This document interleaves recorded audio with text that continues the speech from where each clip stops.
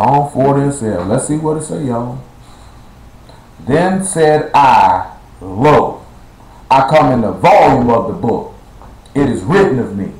I delight to do thy will, O my God, yea, thy law is within my heart. Before we look at Hosea 12 and 10, let's look at Matthew 5 and 17. He said he come in the volume of the book to do his will. The law is within his heart. See, a lot of us, that the reason why we had trouble getting where we want to get at, because the word not in your heart, and you ain't seeking to do his will. See, you seeking to do what you want to do, and you trying to make what you want to do. You trying to make that y'all's will. That's why you're not successful in your endeavors. Matthew 5 and 17, think not that I come to destroy the law or the prophets. I came not to destroy, but to fulfill. So if he coming to fulfill the law, that means it would be in his heart, now wouldn't it? That means that would be what he desired to do. That's what he want to do, right? Hosea 12 and 10. You know we just getting warmed up. We just warming up right now. Who remember that song that went like that? Who remember a song that went like that? I'm going to see how old some of y'all is. Who remember a song that went like that? I can't be the only person remember a song went like that. We just warming up. Who remember what song go like that? Some of y'all old enough to know. The niggas used to wear their clothes back. Yeah, you know they say warm it up, Chris. We just getting warmed up. That's what they tell you to do before you start working out, right? Warm up. Well, we warming up. That's what he said, warm it up, Chris. He said, I'm about to. He said, because that's what I came to do. That's what we came to do. Hosea 12 and 10. We came to see what's going on. I have also spoken by the prophets, and I have multiplied visions, and used similitudes by the ministry of the prophets. Now we finna look at a similitude tonight. We got a lot of information we got to try to cover, and Lord will, we gonna try to get in as much of it as possible. I want y'all to look at Psalms 95. I want you to look at Psalm 95. Oh, that's what it said, pump it up. It's all the same. You right, sure you right. You know I'm old, my mind get bad sometimes. It's been a long time since we listened to that album.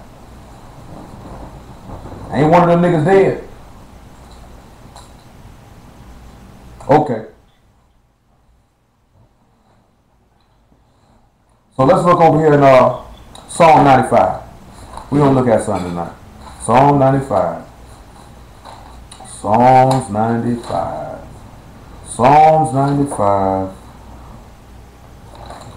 Let's look at about verse 6. Psalm 95 and about verse 6. Oh, come, let us worship and bow down. Let us kneel before Yah our Maker. For he is our God, and we are the people of his pasture, and the sheep of his hand. Today, if you will hear his voice. Before we go any further, some of y'all might know from what we looked at Monday.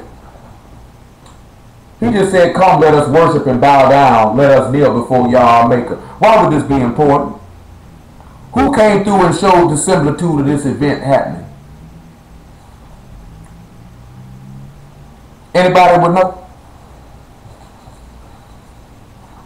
Because, you know, we had a discussion Monday, not because I just felt like preaching, because we had challenged somebody who said that we couldn't prove that Yahshua was the Messiah, and the nigga would rather type on Facebook like a young, what's the word we're looking for? No, douchebag. You know what I'm talking about? Because he was getting real feminine with it. I wanted to use another word, but I didn't think it was appropriate. It's the word that white men like to call white women. You know, black people usually don't use that word. No need for nobody to spit it. They know what it is. I know my old lady say a white dude at her job called her that. One of them old white men called her that. But that's really how you were acting. A lot of dudes like to put on shows for people. They really don't like to sit down and go over the word. They like to put on. They like to put on for Facebook because, I mean, truth be told, that's what hoes do. Hoes like to put on shows, man, so people can see. But last time I checked, I ain't a woman and I ain't an entertainer. So we not seeking to do that. But let's look at Matthew chapter 28, if I'm not mistaken. It might be Mark 16, what I want.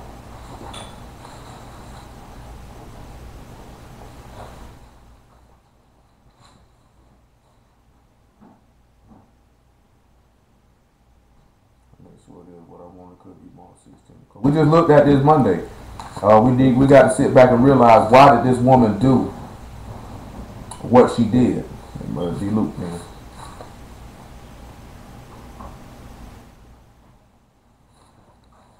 No, just looked at it. I'm gonna escape my mind just that fast. Sitting there trying to remember what this verse is, where Mary Magdalene bowed down and worshiped before Yahshua.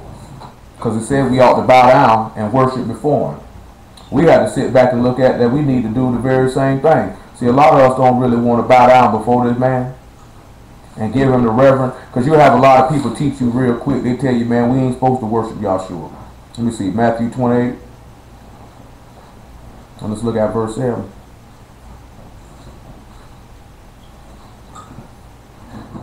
And it says, and go quickly and tell his disciples that he is risen from the dead. Behold, he go before you into Galilee.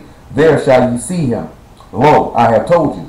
And they departed quickly from the sepulchre with fear and great joy, and did run to bring his disciples word. And as they went to tell his disciples, behold, Yahshua met them, saying, all hail. And they came and held him by the feet and worshipped him. Then said Yahshua unto them, be not afraid. Go tell my brethren that they go into Galilee, and there they shall see me. So let's go look back at Psalm 95. How many of y'all have been heard that you ain't supposed to worship Yahshua? Ain't that what people tell you? And now while we read in Psalm 95 verse 6, it say, come, let us worship and bow down, let us kneel before Yah our Maker. And we see these people bowing down before this man. Is that not what they're doing? If you held somebody by the feet, wouldn't you be bowing down? Now it said that he is their maker. Now we need to establish how he's their maker. We're going to get to this here. We need to get some understanding. John chapter 1 verse 12. We need to see how this man is their maker. After that, I guess we can look at John chapter 3 after John chapter 1 verse 12. And then maybe we can look at Ephesians chapter 4. And maybe 1 John chapter 3. Who knows? Now it says that he's our maker. They say, how? Y'all's the maker. Before we even look at John chapter 1 verse 12. Look at Genesis 1 and 1.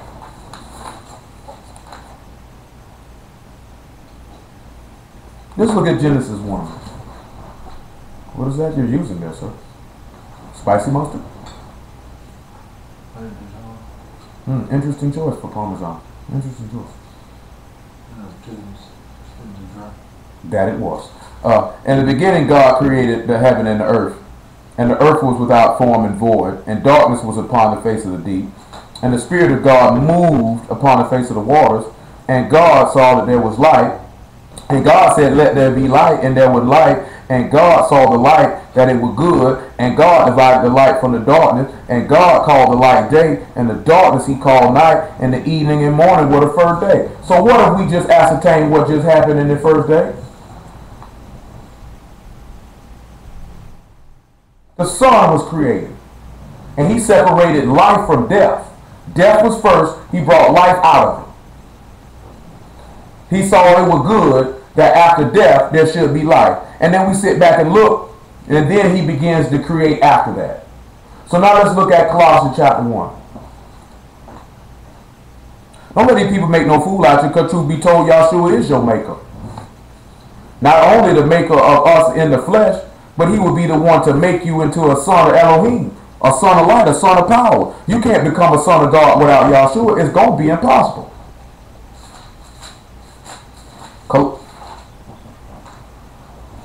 Absolutely.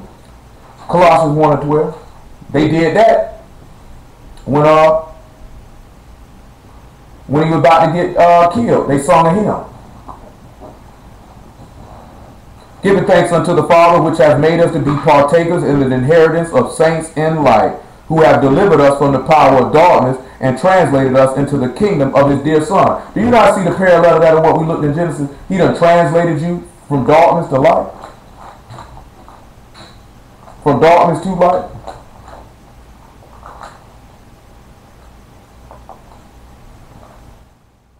Hold on, y'all. The Lord's having hand in the sun. So we got to sit back and look at that. Who delivered us from the power of darkness, had translated us into the kingdom of his dear Son. in whom we have redemption through his blood, even for the forgiveness of sins, who is the image of the invisible God, the firstborn of every creature. For by him were all things created that are in heaven and that are in earth, visible and invisible, whether they be thrones or dominions or principalities or powers. All things were created by him and for him. So after verse 5, that is not Yah, that is not the Father doing any of that work. Once you stop, then you finish verse 5, that's all Yahshua. So that means he is your maker then. Now let's sit back and look how he your maker some more. John chapter 1 again. Make it 10. See, we have to acknowledge that. People be like, you be messing around, be blaspheming. You wonder why people be falling off, man. They falling off because they be blaspheming.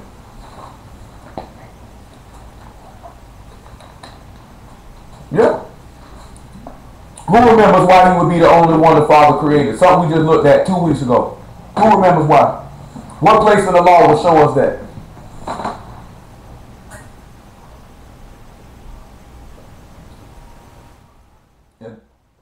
And Abraham dealing with Isaac, he repeatedly kept saying, that's your only son. That's your only son. He had Ishmael, but he kept saying repeatedly, that's your only son. Make it verse 9. Matter of fact, make it 6. John 1 and 6. There was a man sent from God whose name was John. The same came for a witness to bear witness of the light, that all men through him might believe. He was not that light, but was sent to bear witness of that light. That was the true light, which light every man that cometh to the world. He was in the world, and the world was made by him, and the world knew him not. He came unto his own, and his own received him not. But as many as received him, to them gave he power to become the sons of God, even to them that believe on his name, which were born not of blood, nor the will of the flesh, nor the will of man, but of God. Look at Ephesians chapter 4. We're going to look at something. You see how he said he came unto his own, and his own received him not? What y'all think that means?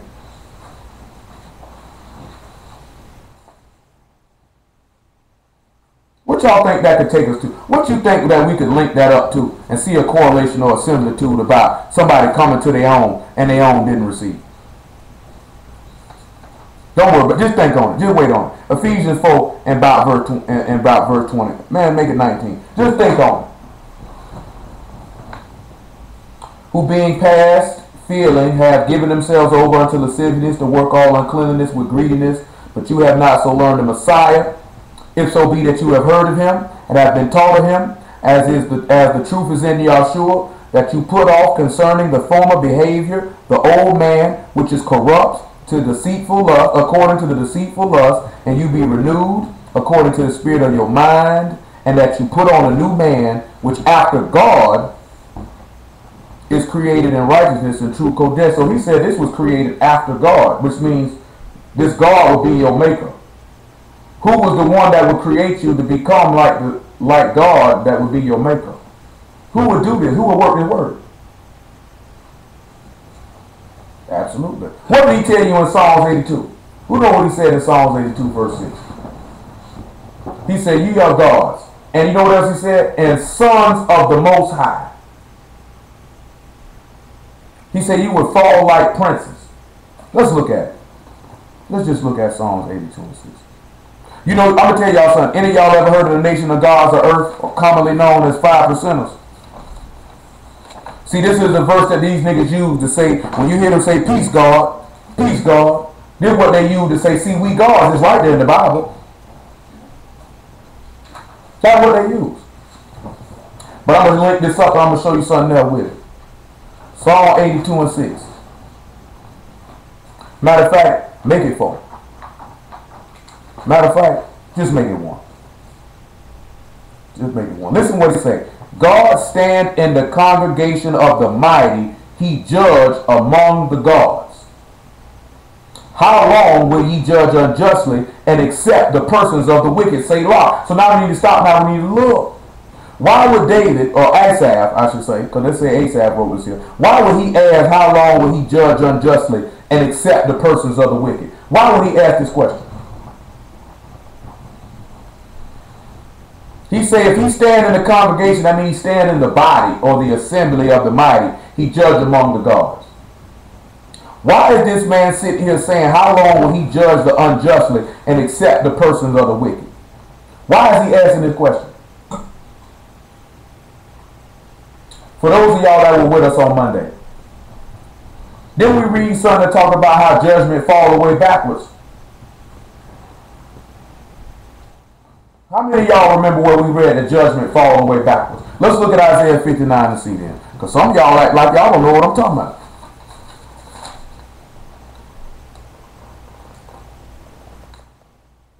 Isaiah 59 and about verse 6.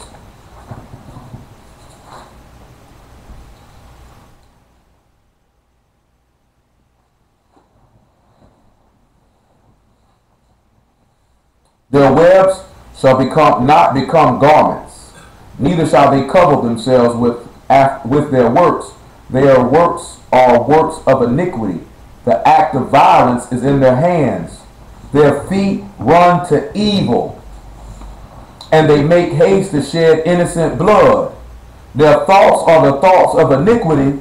Wasting and destruction are in their paths. Now, there's two things come to mind that I had in my mind to work in here with y'all for this. And Lord, we about to do it right now. Now, I'm going to ask y'all something. It just said their feet run to evil. They make haste to shed innocent blood because in their mind is sin and destroying. Who can we go back in the law and look at somebody who showed this similitude? Because we know we went over this not too long ago, that this happened to the Messiah. But where can we go back and look at and see somebody having this happening to? Anybody got a general idea? You with your... You got ideas there, young man? Saul would be a good one. Not exactly what I was looking for. I'm just seeing if anybody got in mind what I got. These are not wrong answers, though. They did that there too. But I'm talking about yes, ma'am. Let's see somebody's feet who were quick to run to evil and shed innocent blood. Genesis chapter 4, verse 1.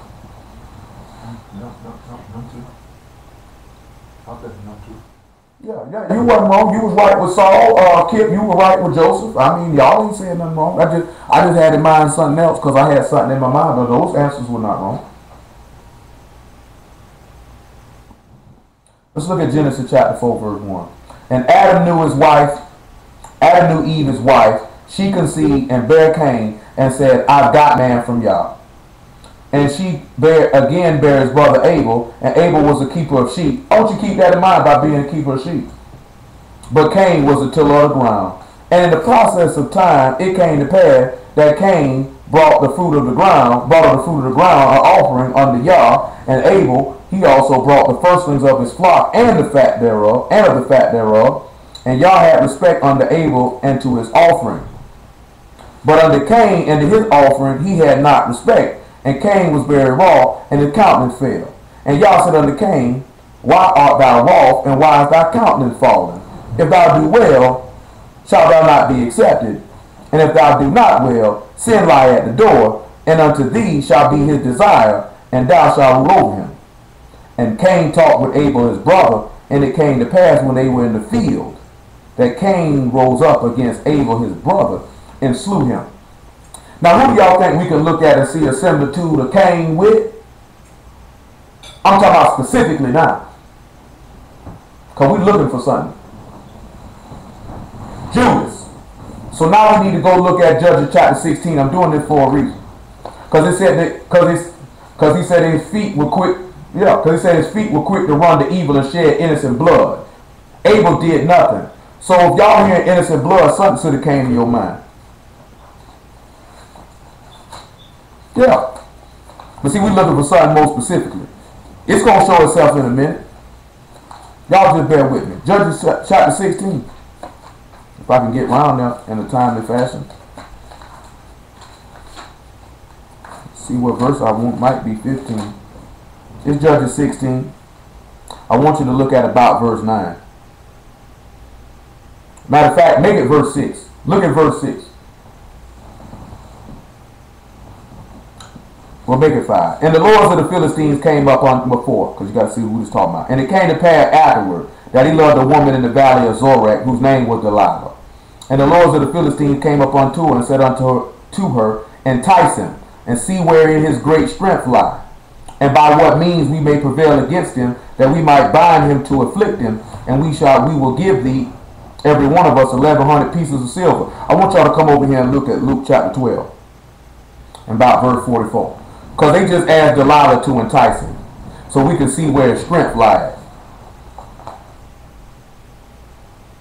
Because he said he wanted to find a means to be able to get him to afflict him. Even when we sit back and we look at Paul, make it verse 49 of Luke chapter 12. We can even see that with Paul, that these people came up all the time trying to entice him so they could find the means to do something to him. Even when we look at Yahshua, he said, you were the ones who were with me in my temptations or my triumphs. Therefore also said the wisdom of God, I will send them prophets and apostles. Some of them they shall slay and persecute. The blood of all the prophets which was shed from the foundation of the world may be required. Hold on, y'all. Gotta cut this text on off. There we go. That it may be required of this generation. From the blood of Abel unto the blood of Zacharias, which perished between the altar and the temple. Truly I say unto you, it shall be required of this generation. Woe unto you, lawyers, for you have taken away the key of knowledge. You entered not in yourselves. And them that were entering in he hindered. And as he said these things unto them, the scribes and Pharisees began to urge him vehemently, and to provoke him, to speak many things, laying wait for him, seeking to catch something out of his mouth, that they might accuse him. And we sit back and we go back and we look at this Judges chapter 16. That's what they were asking Delilah to do. Find something so we can have a means to accuse him. You know what I'm talking about? Find something where we can get at him, because once we can accuse him, we can afflict him. Come on back.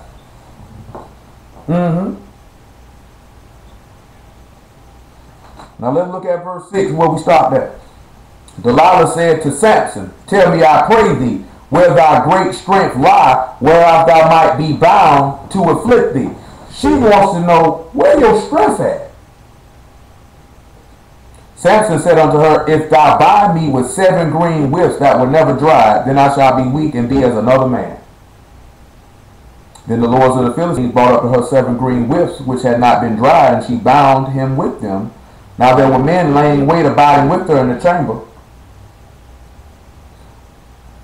And she said unto him, the Philistines be upon thee, Samson, and he brake the whips as a thread, as a tow is broken, which touching a fire, so his strength was not known. You know how many times they tried to come get the Lord, but it wasn't his time? You know what I'm saying? This is an example of that. They were coming to get him, but it wasn't his time. Let's see what happened in their time. And Delilah said unto Samson, behold, thou hast mocked me and told me lies. Now tell me, I pray thee, where thou might be bound. And he said unto her, if thou bind me fast with new ropes that were never occupied, then shall I be weak and be as another man. Delilah therefore took new ropes and bound him therewith, and said unto him, the Philistines be upon thee, Samson. And there were liars in wait abiding in the chamber, and he brake them off his arms like a thread. You keep noticing how these men lay in wait? We know that Judas was given a band of sold men, and they laid wait. Where we stopped, where we at? Listen what he said. And Delilah said unto Samson, hereto thou hast mocked me and told me lies. Tell me where if thou might be bound. He said unto her, if thou weave the 7 locks of my head with the web. She fastened it with a pin, and said unto him, the Philistines be upon thee, Samson. He awaked out of his sleep, and went away with the pin of the beam and with the web. And she said unto him, how can thou say, I love thee, when thy heart is not with thee? Thou hast mocked me these 3 times, and hast not told me wherein thy great strength lie. And it came to pass, when she pressed him daily with her words, and urged him, so that his soul was vexed unto death. Don't you know where Yahshua said his soul was exceedingly sorrowful unto death? That means he'd be vexed unto death too, wouldn't he? That he told her all his heart, and said unto her, thou hast not come a razor upon my head, for I have been a Nazarite unto God from my mother's womb. If I be shaven, then my strength will go from me, and I shall become weak, and be like any other man. Verse 19. She made him sleep upon her knees, and she called for a man, And she caused him to shave off the 7 locks of his head. And she began to afflict him, and his strength went out from him. Why is this important?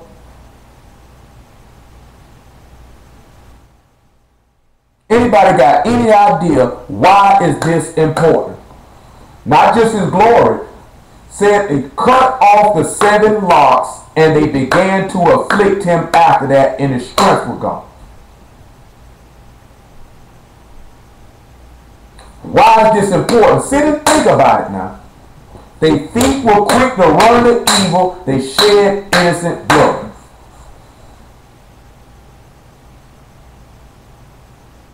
Remember what we looked at with Cain, that he had a mark on his head and nobody could touch him.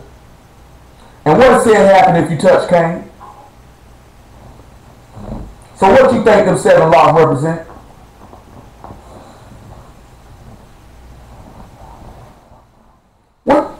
What y'all think these 7 locks represent? Huh?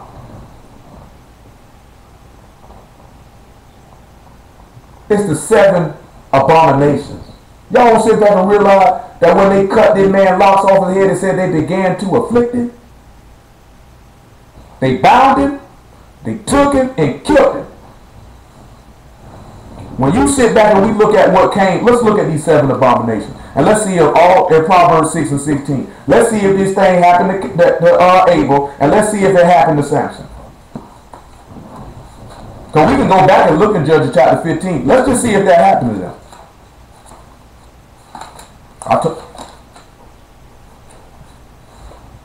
Proverbs 6 and 16.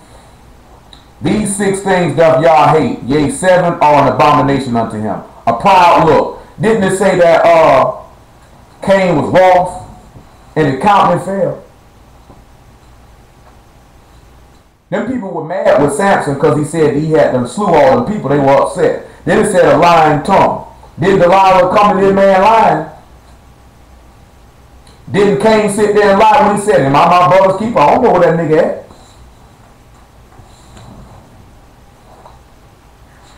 And what else he said? Hands that shed innocent blood. A heart that devises wicked imaginations. So these people didn't devise wicked imagination. Cain didn't devise a wicked thought. Feet that be swift to run into mischief. Was not Cain quick to go do it? Was not the Philistines and Israel quick to go do it? A false witness that speak lies. He that sow discord among brethren. Go look at Judges 15 and let's see if discord was sown among brethren.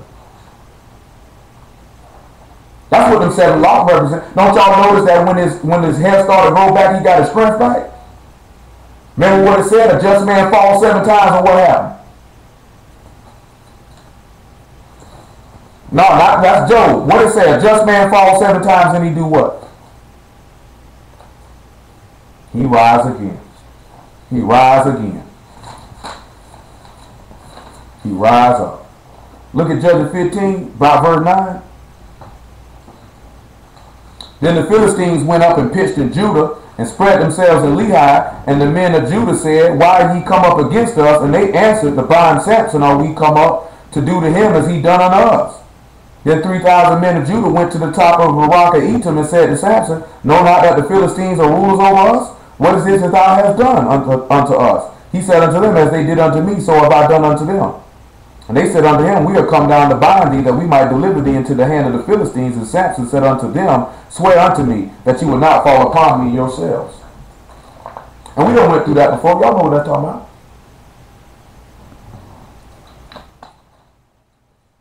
Y'all wonder why I mention these 7 locks all the time. What is the intent of these 7 locks? Why did he have to have these 7 locks cut off? Don't you know the 7 locks cut off, that means his strength was gone. He was a Nazarite. He was sanctified under Yah. Don't you know when Yah left Yahshua, his strength was gone? He had no hedge of protection to keep him from what was going to happen to him. Go back to Isaiah 59.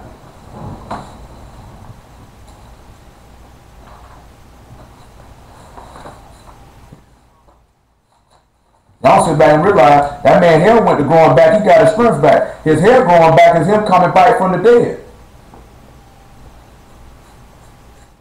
Verse 7, yet again, their feet run to evil. They make haste to shed innocent blood. Their thoughts are the thoughts of iniquity. Wasting and destruction are in their path. Come over here to 2 Thessalonians chapter 2, verse 12. See, that's what's going on right now to this day. This is why that man sat back and told you, I'll give you apostles and prophets. Some of them you're going to kill.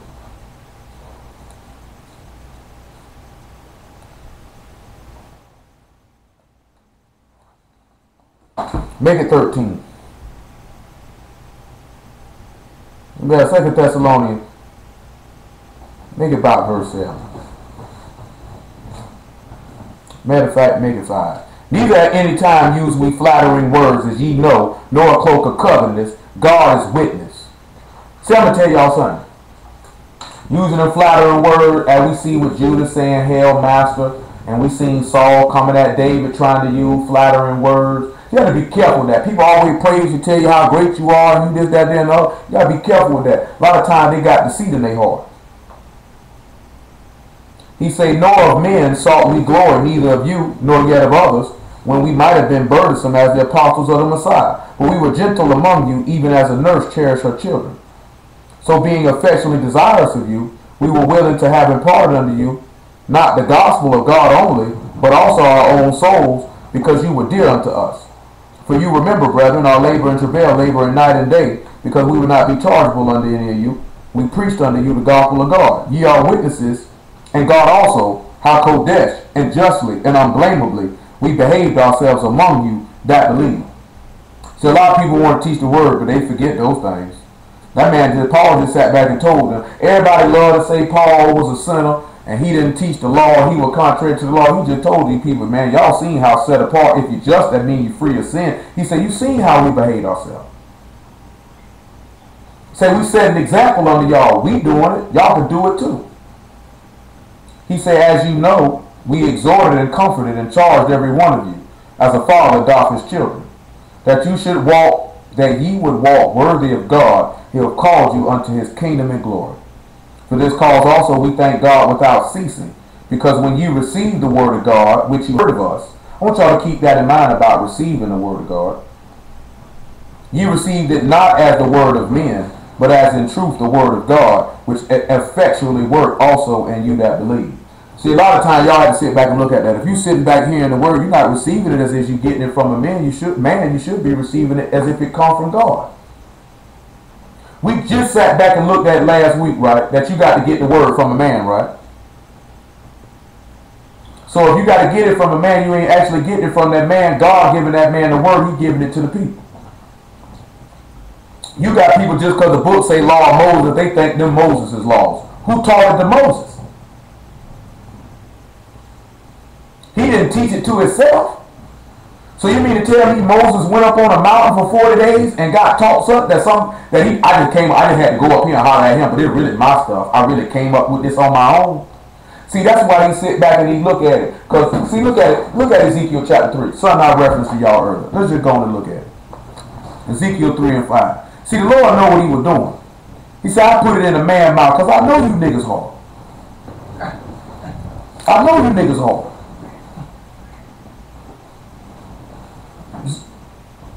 Ezekiel 3 and 4. We know you. That's what the niggas say. I don't know why y'all believe that Bible. A man wrote it.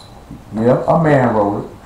A man wrote it. If that's what you want to tell yourself to make you feel good about your rebellion and your disobedience and your sin, then be my guest.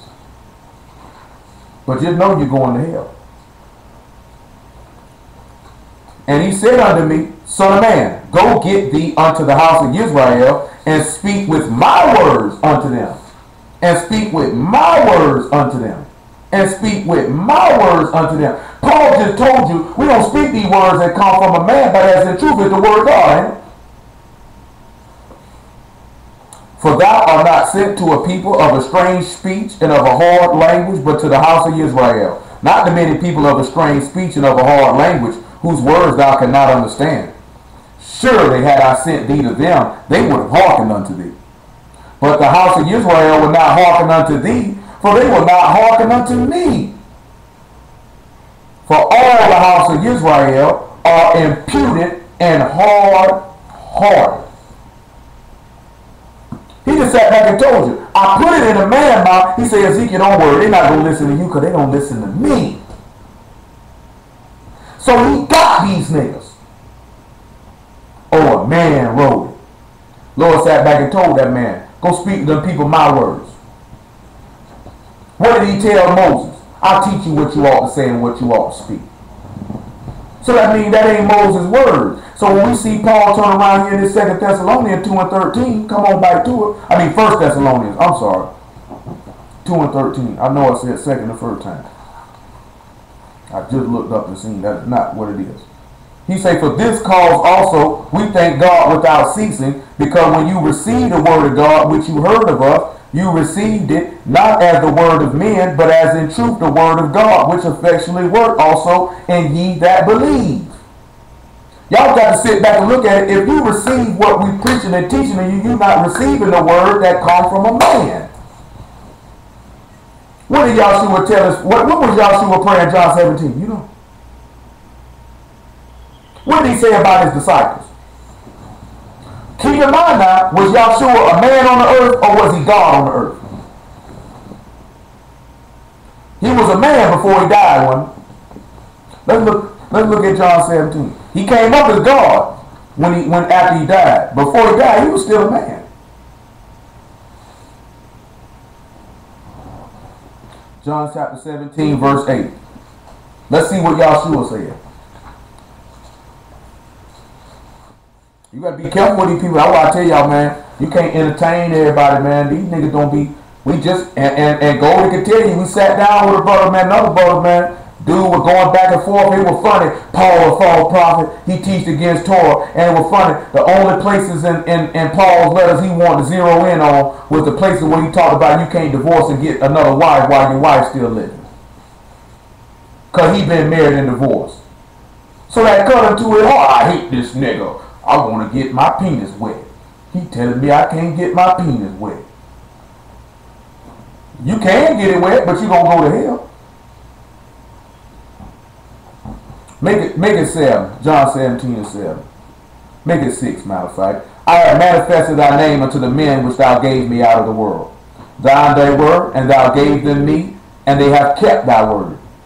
Now they have known that all things whatsoever thou hast given me are of thee. For I have given unto them the words which thou gavest me, and they have received them, and have known surely that I came out from thee, and they have believed that thou didst send me. I'm going to read the next verse because we had to talk to one of our sisters about this here. Y'all got to be careful talking about praying for somebody or asking somebody to pray for you or pray with you. Because, boy, God don't receive everybody. Y'all got to drop that stuff you learn in the Christian church about that prayer stuff. Drop that stuff at the front door. Everybody's prayers don't make it. Look at verse 9. I pray for them. I pray not for the world, but for them which thou give me, for they are thine. Now let's look at Jeremiah chapter 14. He said, I pray for them. I don't pray for the world. That man sitting back telling you. Now what did the book say about the world? If you're a friend of the world, you are an enemy of God. We know God does not hear the prayers of sinners. You can't be around here talking about, now we know the affectionate prayer of a righteous man avail much. We know that from Elijah. At the same time, boy, you can't be praying for everybody.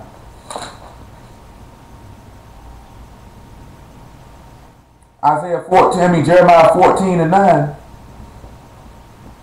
Make it 7.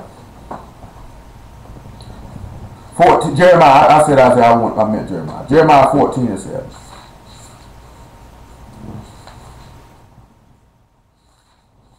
Oh man, I just seen something. Oh boy, I just seen something. We're going to come back to it. I've been having this on top for a little minute. Because I seen that there because it just popped in my face and we never came around here to look at it. Maybe we will.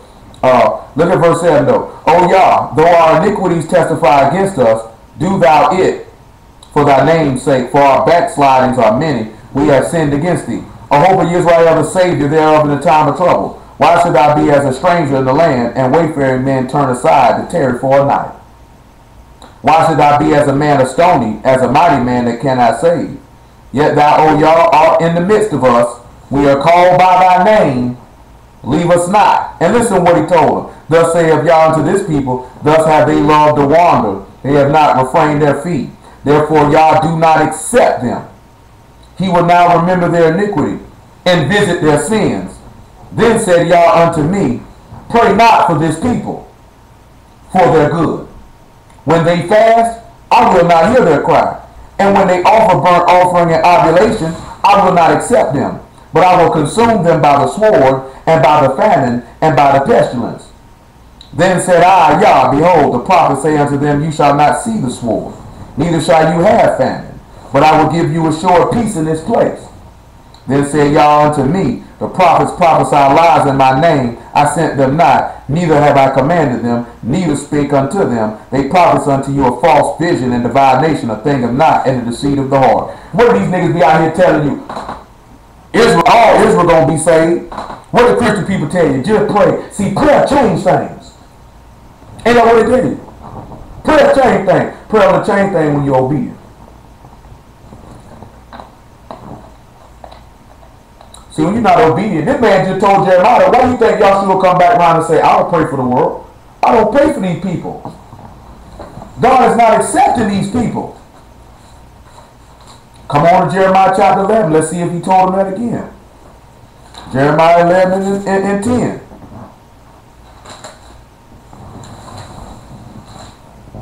Make it 8. Make it 7. Y'all got to hear that to understand this here, man. You could be telling somebody, pray, you praying, you be around here committing sin, praying for somebody, and the Lord, I don't know what you praying for this nigga for, he marked for death. How you gonna pray for somebody hate God? Talking about God, please bless him. Please strengthen it. Man, Lord, looking at the nigga, I don't mess with that nigga. For I earnestly protested unto your fathers in the day that I brought them up out of the land of Egypt, even unto this day rising early and protesting, saying, obey my voice. Yet they obeyed not, nor inclined their ear, but walked every one in the imagination of their evil heart. Therefore I will bring upon them all the words of this covenant, which I commanded them to do, but they did them not. And Yah said unto me, a conspiracy is found among the men of Judah, and among the inhabitants of Jerusalem. They are turned back to the iniquities of their forefathers. I want y'all to keep that in mind. He said they went back to the iniquities of their forefathers, which refused to hear my words. And they went after other gods to serve them. The house of Israel and the house of Judah have broken my covenant, which I made with their fathers. Therefore thus saith Yah, behold, I will bring evil upon them, which they shall not be able to escape. And though they shall cry unto me, I will not hearken unto them. Then shall the cities of Judah and the inhabitants of Jerusalem go and cry unto the gods unto whom they offer incense, but they shall not save them at all in the time of their trouble. For according to the number of thy cities were thy gods, O Judah, according to the number of the streets of Jerusalem, have you set up altar to that shameful thing, even unto the altar to burn incense unto Baal. Therefore pray not thou for this people, neither lift up a cry of prayer for them, for I will not hear them in the time that they cry unto me for their trouble. What hath my beloved to do in my house, seeing she have wrought lewdness with many, and the Kodesh flesh is passed from thee? When thou do evil, thou rejoice. I want y'all to look at 1 Corinthians chapter 13. 1 Corinthians chapter 13. This man said, when you do evil, you rejoice in it. You wonder why Paul spit these words, probably about verse 9, that he spit here in 1 Corinthians 13.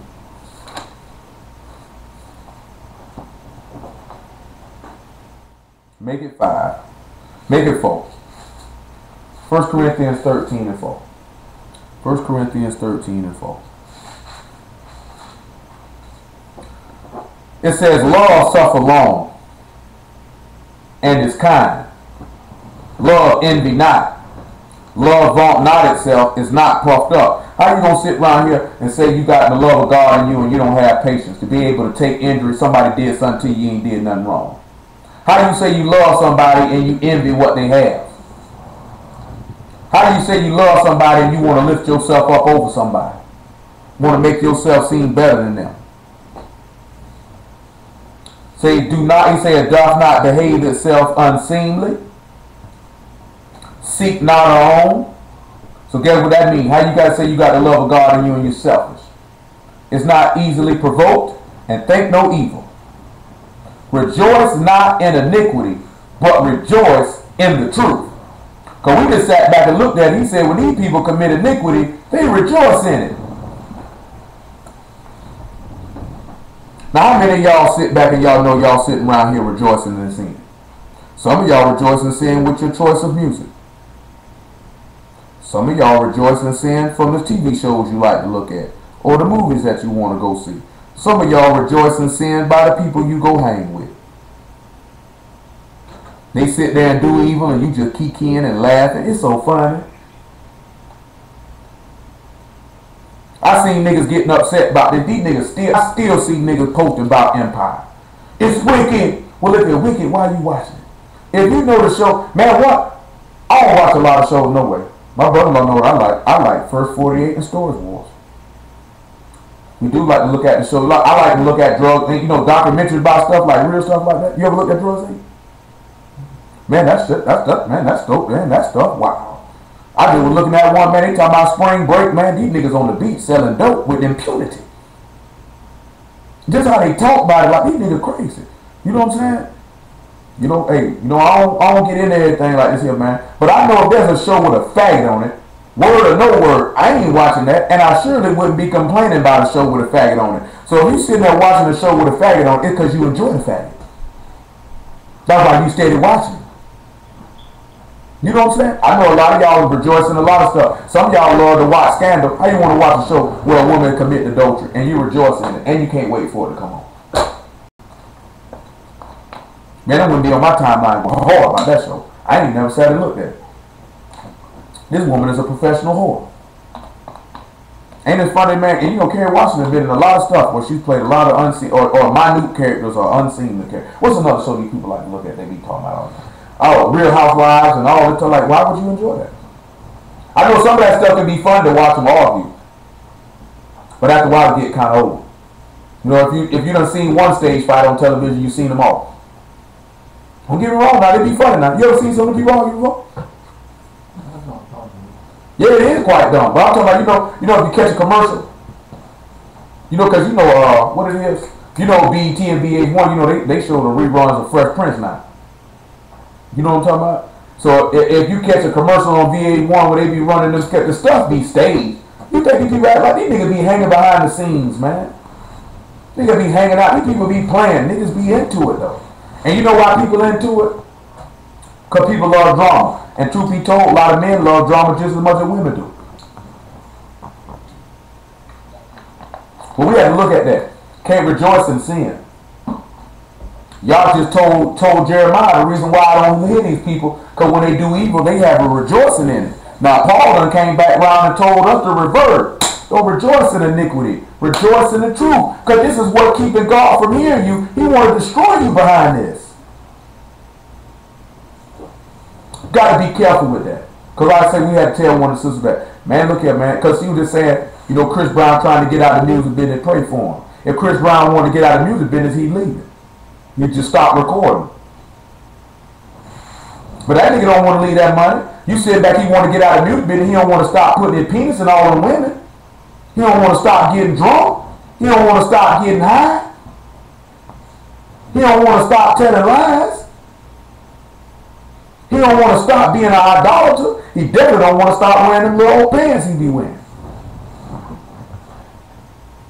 You have to look at that. Man, I'm telling y'all, I done told y'all this before, and I'm going to tell y'all this again. Don't get caught up in that Illuminati stuff. Leave that stuff alone. Man, that stuff will make you lose credibility.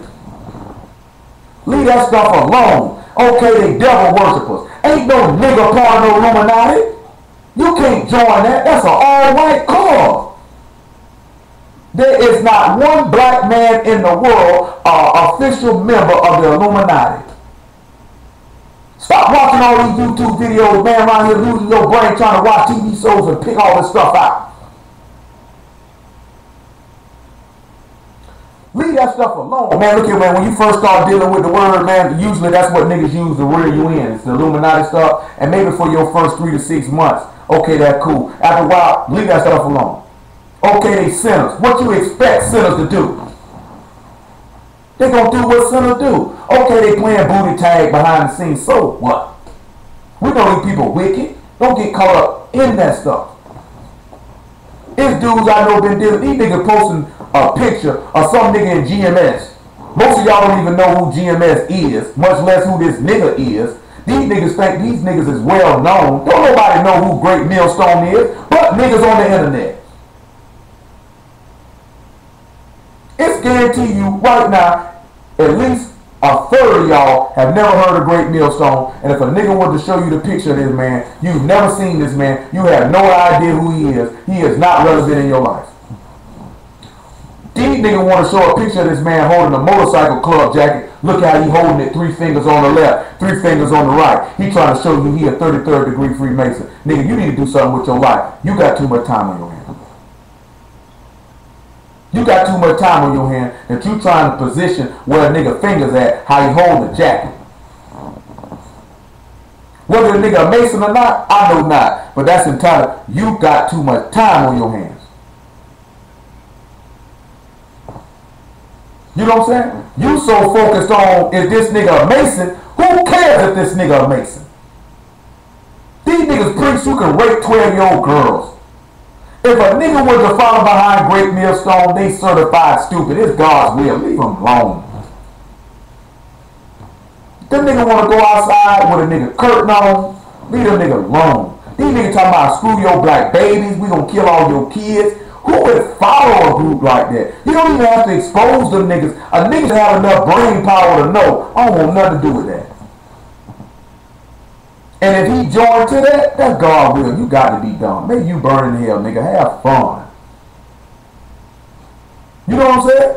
Them niggas get out there. Yeah, them niggas go outside with a curtain on. At least some of these niggas who make their little garments and stuff, at least they take their time and, you know what I'm saying, spend a little change on it. These niggas get curtains and rugs and just go out there. Niggas look like they go to the thrift store and get this stuff.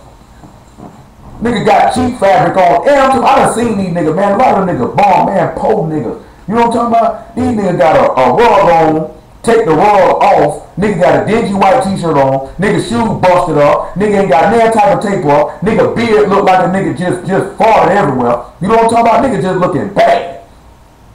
Nigga, you looking bad talking about I'm looking for a wife. I can't find one. Shoot, I see why.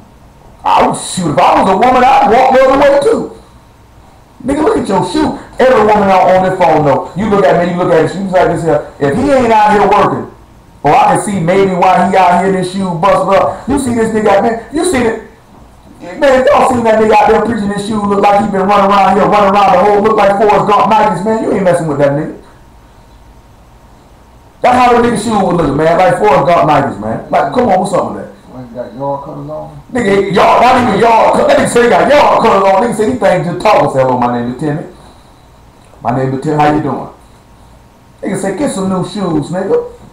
These niggas trick me, I tell you, you said it because you went and got a tape off. You want me to look like the wolf man. You gotta sit back and look at it. You think our God care about a nigga going to get a tape off? Why would you even want to serve a God that would send you to hell by a tape off? Sit and think how dumb that sound. I know you a sinner. You went and got an edge up. That's what you came at me with. An edge up. An edge up. Why you trimmed your beard, brother? Because I started to have an outgrowth on my face. I need to clean it up.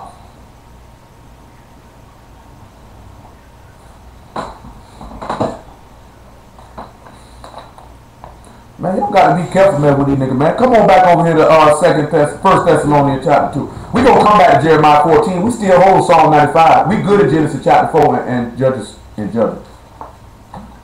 Just hold Psalms 95. Go back to 1 Thessalonians 2 and 13. Just hold Psalm 95. Lord will. I told you we got a lot to look at. We might look at some of this stuff in Jeremiah 14 if I'm feeling good. I'm just telling y'all, man. Y'all know we real big on that stuff, man. I don't got no problem with that stuff. I seen your brother did you not see. You know the main thing I be on a haircut. You know what's the most important thing to me with a haircut? What you think it is? That's the most important thing to me. Yeah, you got a razor edge, nigga. Oh, he got a razor edge? Yeah, nigga put you back in the chair. Go like this. Hey, how much that nigga charge, man? I pay him $20. Whatever it is. I don't know how much it is for a beard and a cut. They probably, because you know what I'm saying, you know. Because they start at 15. That's probably about the same L. Because see, L alright. See, L wasn't there the other day. So I let the old dude, you know, I know he old school. He tried to do it with the thing like this. I know Mr. Taylor, the barber we used to go to when we were jit. See, I got to see the Ed, man. I had a white boy when I was in prison. Ace Boogie. That's what we call him. That was the nickname, Ace. You know, we black people, so we threw the boogie on that. But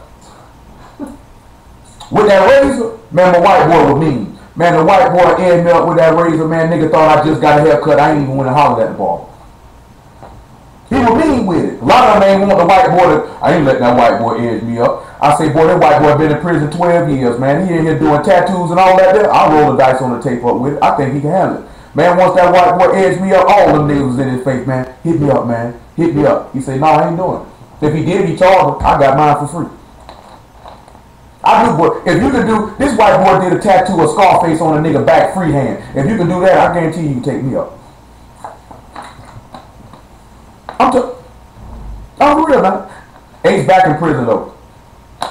Ace went right back to prison right after he got out. He had did all the media, man. He like the raw dope boy because he smoked dope. And you know what I'm saying? He grew up around black people, so he got beat up all the time. So you know they put some hard in him. He wasn't no soft white boy. You know what I'm talking about? He got right out of prison, robbed somebody, and killed him. They locked his stupid butt right back up. Yeah. He had been there all his life. He said, I'm comfortable here. Hey, and he ain't mess with Punk, because I live with him. But what happens is just a routine. If you went to prison at 18, 19 years old, and then you did like 12, 15 years, this all you know. When you get out of prison, you've been gone that long, everybody's not like this. But some of them can't function. And they'll fall back and revert to their same behavior. He started smoking dope again. And that's what got him. He started getting on dope at work with me. You see, that dope's something serious, man. Nobody's gonna say, just say no to drugs. I'm telling you, man. That dope make you do some crazy stuff. I'm telling you, man, that dope would make somebody do something you'd never say. Well, I never thought bro would have did that there. Shoot, he needed some hard. He wanted that boy. Man, nigga kill you dead when they want some dope. I'm telling you, man, I think the worst two drugs anybody be on is methamphetamines or heroin. When it comes to them two drugs right there, man, nigga kill you for that. Man, it was this young smoker around here, man. Out east, man, Roscoe. I was locked up with him one time. He was notorious. He was young, man, smoking crack, man. Was in his 20s. Man, all the nigga had to do was give that nigga $50. Man, that nigga get on that bicycle with that yapper and gun you down. Care nothing about it. Nigga ended up killing. He was a known killer. Smoke crack. Nigga had about 4 or 5 bodies up on his belt. All nigga had to do tell him, man. Yeah, man, nigga say they gave him some money and some hard. Nigga, you dead. Man, some of y'all don't know. Y'all better be glad y'all wasn't out here in these streets. I know some of y'all wouldn't have made it. I'm telling you, man, this ain't no joke out here, man. You better thank the Lord for the word, man. The word said a lot of people lying, man. A lot of niggas be dead and gone, man. It wasn't for their word. Man, I'm telling you, ain't no telling where I'd be if it wasn't for, man. I could be dead in prison right now because niggas been right back out there in these streets. Man, it's real out here, man. Especially in my city, man. You got to be willing to murk a nigga because these niggas will murk you. With no hesitation. Won't think twice about it.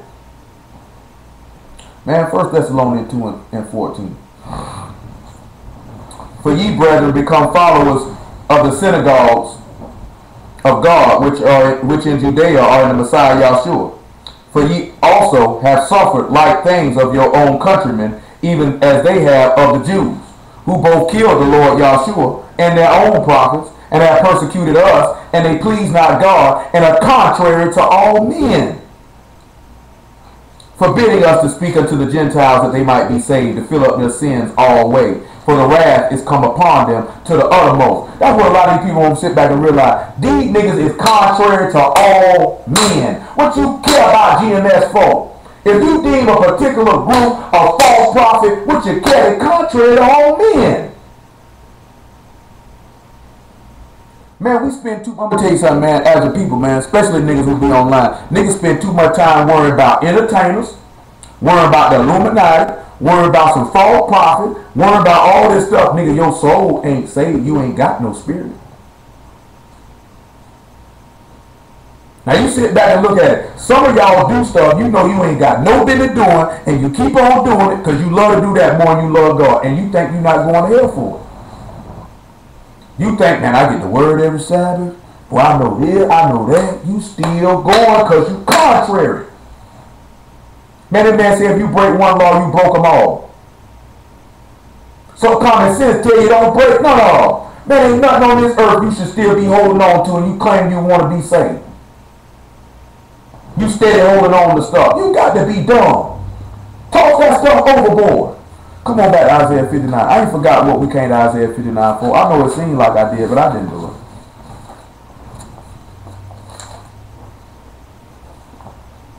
We got to do better than this now. This thing critical, man. This thing getting down to crunch time. We around here playing. Isaiah 59. Where I stopped at. Verse 6, 7, 8.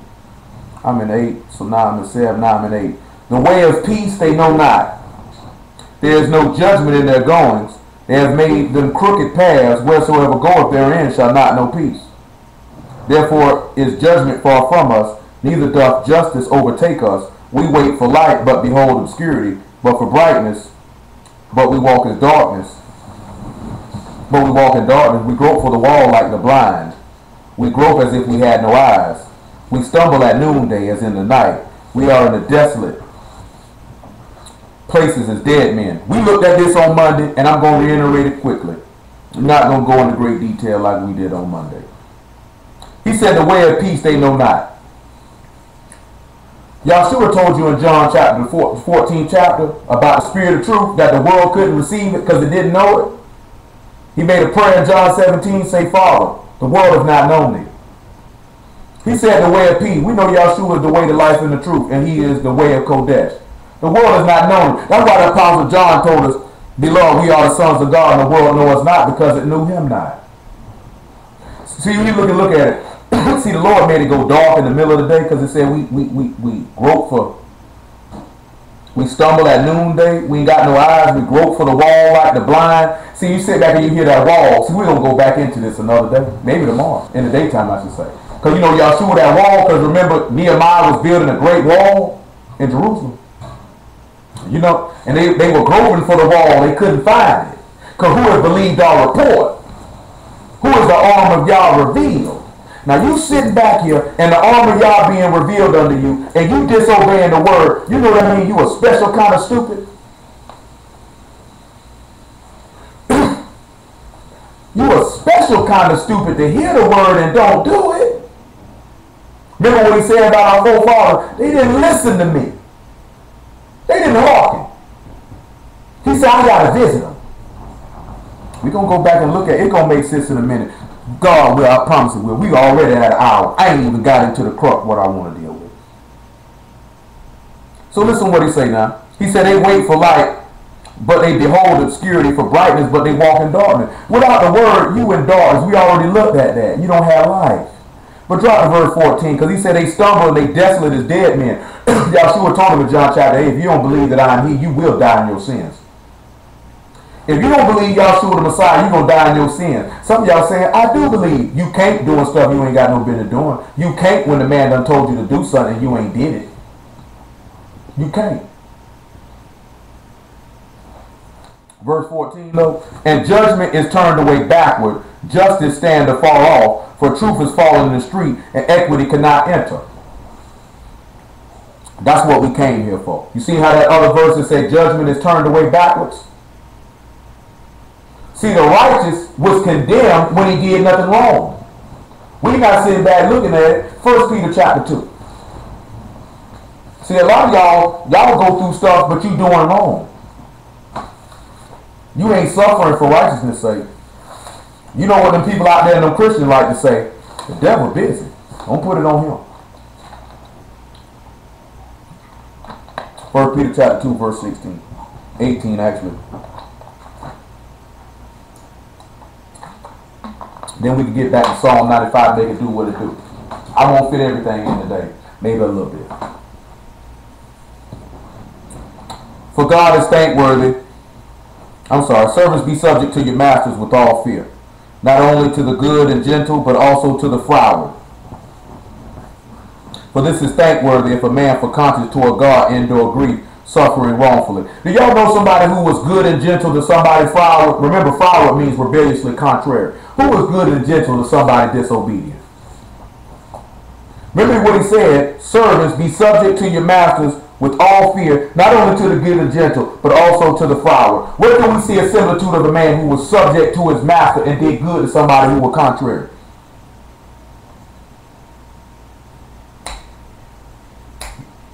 There you go.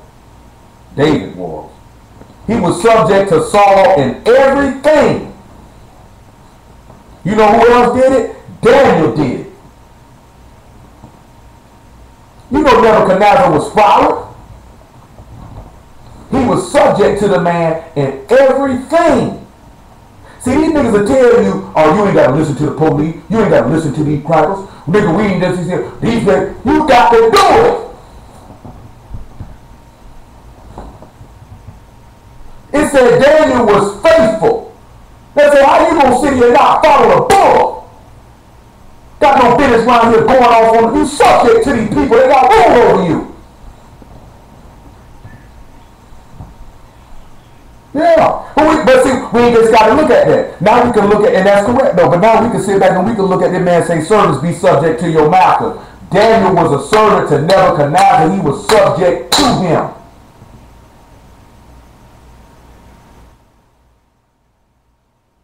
Nigga, they don't want to hear that because they sinners, they contrary to all men. And y'all better start. Y'all better hear, man. You better hear the word, man. Man, trying to tell you something. Look what else he say. For this is thankworthy if a man for conscience toward God endure grief, suffering wrongfully. Didn't Daniel suffer? What did Daniel do wrong? He suffered grief. He didn't do nothing. For what, listen what he say. For what glory is it when you're buffeted for your faults, ye shall take it patiently. But if when ye do well and suffer for it, ye take it patiently, this is acceptable with God. Daniel took it and God delivered him. He accepted him. See, y'all don't want to take that stuff. Y'all want to stand up and you want to fight. Shadrach, Meshach, and Abednego took that patiently. And God accepted them. Showing you a similitude to Yahshua, suffering for wrongfully, and he took it. Hello? All right, brother, how you doing?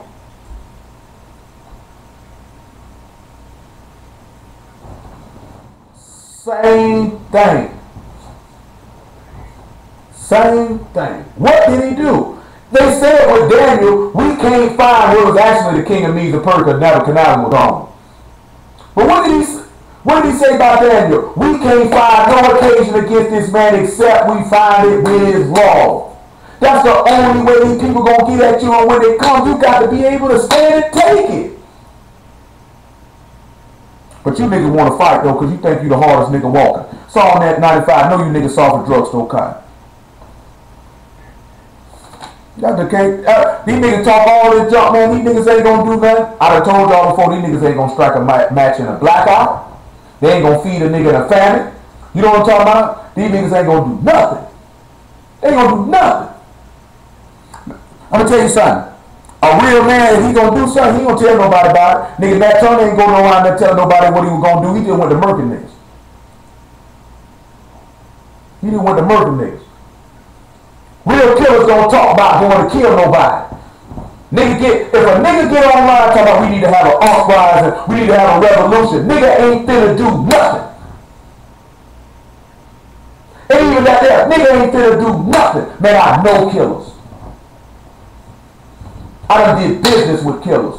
I done smoked a joint or two with some killers. Man, a killer don't tell you nothing. I'm finna just go murk that. You'll find out about it when you find that nigga stank. I just seen niggas praising a nigga that's supposed to slay two white boys just because he said, big up to Mike Brown, Black Lives Matter. That nigga a sinner, and niggas rejoicing in that, talking about he a hero. Nigga ain't no hero, he a killer. Nigga, that's no saint. Can't be that stupid and retarded.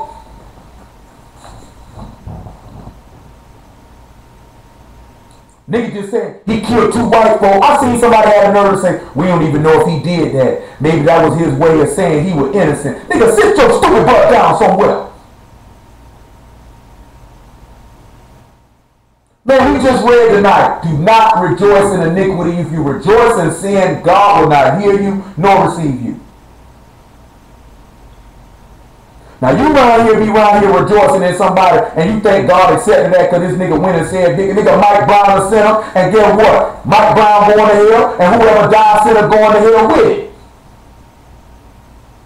Now you put that in your pipe and smoke it. And I don't care how many niggas get mad. I look them in their face and tell them that. I tell his mammy that. I tell his daddy that. Your son died a sinner. Your son going to hell. You still alive. You can save yourself. It's over with for your son. The book say ain't no repentance in the grave. I tell all y'all this right now. Die if you want to, and you leave here without a spirit. Your whole family gonna want to kill me. Because if I preach at your funeral, I'm telling your whole family, yeah, your son going to hell. Yeah, your daughter going to hell. Play with it, think I won't do it. I'm going to tell each and every person at that funeral, that nigga dead. They left here without a spirit. Let's read Romans 8 and 10. You leave here without the spirit of the Messiah, you're none of his. He going to hell. Now each and every last one of y'all still alive. All y'all still alive. You got a chance to save your soul and get it right, get it together. It's over with for them. See, I got to stand up at your funeral and tell all these lies. They came to service every week. They just so love the Lord so much. You know, she had the head wrapped up every week. Boy, that brother was sharp. He just was singing and clap, singing and clap. I say that nigga was proud and stuff and disobedient, lying nigga. Now he waiting on judgment. Psalm 95 verse 7. No, I'm just referencing it. Psalm 95 verse 7. See, somebody got to tell the people the truth. Maybe you start being having a motivation. You want to change your life and stop playing and procrastinate. Your life ain't but a vapor. You could be gone tomorrow. You leave here without this man's spirit. You going to hell. That means there should be nothing else matter in life than you obtaining this man's spirit. There shouldn't be nothing you got going on that should take you to hell. Not a woman, not a man, not your children, not a job, not even black people, not even wanting to unify with your... Man, I don't want to unify enough to go to hell with these niggas. I can't go to hell. I can't go to hell under no circumstance. I ain't going to hell for my sister, for my nieces, for my brother-in-law, for my mama. I ain't going to hell for none of you niggas. I ain't going to hell for my old lady. I ain't going to hell for none of y'all. None of y'all. None of y'all. I'm talking about, man, I will get rid of you niggas before I go to hell for you. You can go to hell on the outside. Matter of fact, Revelation 22 and 14.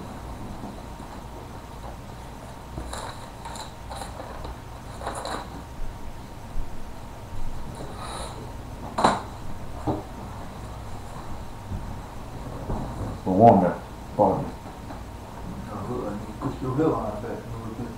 No, man, that nigga ain't hit that, that peak? Yeah. I hate that peak, man. Yes, it does. And it shows. Revelation 22 and 14. Blessed are they that do the commandments, and they may have right to the tree of life, and may enter in through the gates into the city. For without are dogs and sorcerers. What's a sorcerer, everybody? No, I'm talking about according to this book. Are rebellious. You rebellious. And whoremongers, and murderers, and idolaters, and whosoever love and make a lie. Why do you think people don't want to come to the word? They without, you outside the house. Now why are we sitting around here praying for people who outside the house? Why is you even trying to hang and be with people who outside? You sit back and look at it. Some of the people you want to be with and be around and pray for, they wouldn't dare come to no sanctuary. They wouldn't dare come to the house of God, come get no word. They wouldn't dare come. Because guess what? Playing with themselves and getting drunk and smoking weed and going to the club and fornicating and whoremongering, telling lies, that's more important. I like Valentine's Day. I want me a Christmas gift. I like Thanksgiving Day turkey. I like my Caesar Bourget piece. I like wearing earrings. I like wearing earrings. Ain't no man got no business wearing earrings. Ain't no woman got no business wearing earrings. I like wearing.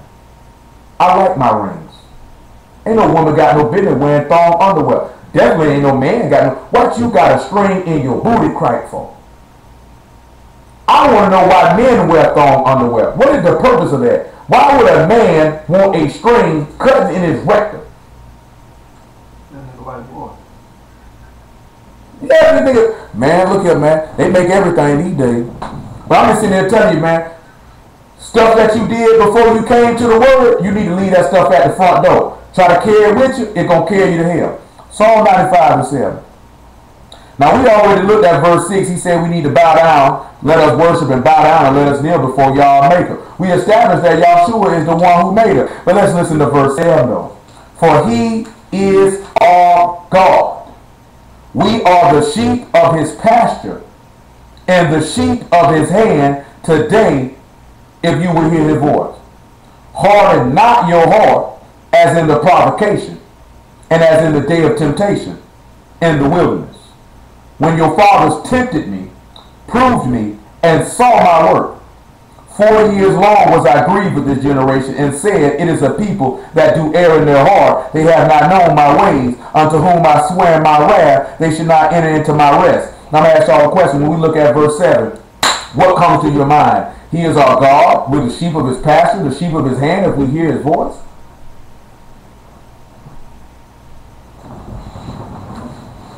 John chapter 10, let's see. See, a lot of y'all don't follow. Guess what that means? That's real dangerous when this man tell you to do something, you don't do it. This man say, don't act like they did in the wilderness. They tempted me, they tried me, they proved me, they saw my word. We're going to line that up in a minute. John chapter 10. John chapter 10. Let's look at about verse 25. Let's just go and get to the root of it. And it says, Yahshua answered them, I told you and you believe not. The works that I do in my Father's name, they bear witness of me. But you believe not, because you're not of my sheep, as I said unto you. My sheep hear my voice, and I know them, and they follow me. This man say he's our God, and we're the people of his pasture, the sheep of his hand, if we hear his voice. So David is telling us about the Son. He said, don't be like it was in the wilderness when they tempted me and proved me, and they saw my work. Didn't he just say the works that he did in his Father's name? Didn't he just say that? Let's look at Deuteronomy chapter 8 and about verse 1. He said he would grieve 40 years with these people. He said they err in their heart, they ain't known my way. I told them they ain't getting in here. And he swear on his name you wasn't getting in here. Man, I'm going to tell you something, man. That's something utterly dangerous, man. Because one God cut you off, man, you would never know if he done sworn in wrath you're not getting in. See, he could be done put you to the side. He may leave a door for you to get in. But you have no idea of knowing if he done sworn his wrath. I'm done with that nigga. You wouldn't even know the feeling because you wouldn't even know because he let you walk around thinking it's all good. Deuteronomy 8 and 1. All the commandments which I command thee this day, ye shall observe to do, that you may live and multiply and go in and possess the land which Yah swear unto your fathers. And thou shalt remember all the way which Yah thy God led thee the 40 years in the wilderness, to humble thee and to prove thee, to know what was in thy heart, whether thou wilt keep his commandments or no. And he humbled thee, and suffered thee to hunger, and fed thee with manna, which thou knew not, neither did thy fathers know, that he might make thee to know that man doth not live by bread alone, but by every word that proceed out the mouth of Yah doth man live. Now let's turn back around and let's look at Exodus chapter 16 about this manna. He said he gave them this manna, Exodus 16. He said, verse 1, he said he gave them this manna that they might be proved whether they would obey or not. Say he did it so he could humble you. cause you to suffer the hunger, that you might realize you don't live by that, you live by the word. Exodus 16:1. Let's see what he say. Exodus 16:1. Let's see what he say. And they took their journey from Elim, and all the congregation of the children of Israel came unto the wilderness of Sin. So what was the wilderness called? We sit back and when we look at Yahshua coming on the scene, what were we mired in? So when we sit back and we look at the time Yahshua coming, it would be no different than when we were in the wilderness, because we were in sin. Matter of fact, hold on before we finish this chapter. Let's look at Romans chapter 5 to solidify that. Romans 5:5. I hope y'all can be able to catch a similitude of what we're looking at here. Make it 5:6.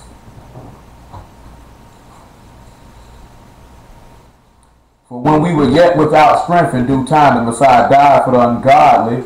For scarcely for a righteous man will one die, yet peradventure for a good man some would even dare to die.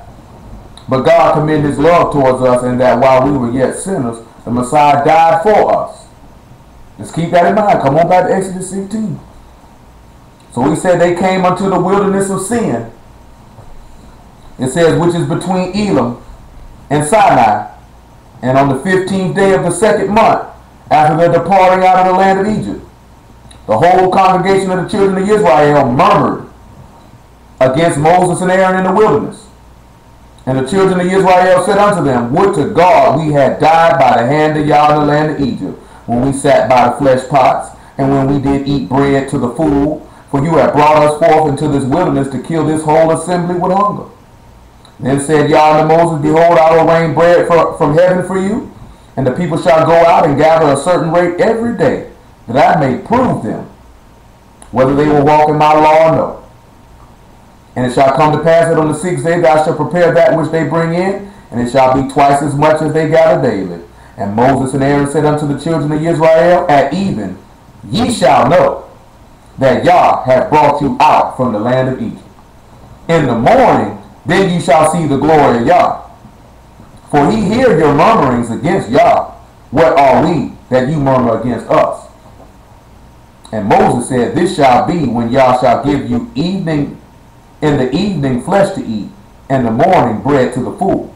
For Yah hear your murmuring, which you murmur against him. And what are we? Your murmurings are not against us, but against Yah. I just want to keep that in mind. I want to keep that in mind too when I sit back like I said. If I tell y'all something, I be telling y'all stuff for your own good. And you gonna run your mouth, you ain't talking against me, you talking against God. You need to keep that in mind. Not the first time I done had to tell y'all this. John chapter 6, verse 35. He said the people murmured at him. He said, I'll give you flesh to eat in the evening and bread to the full in the morning. So now we need to see if he gave them flesh to eat in the evening and bread to full in the morning. Let's just see if he did. Now Mike can be able to work this Jeremiah 14 right back on in the scene. Jeremiah 6, verse 35.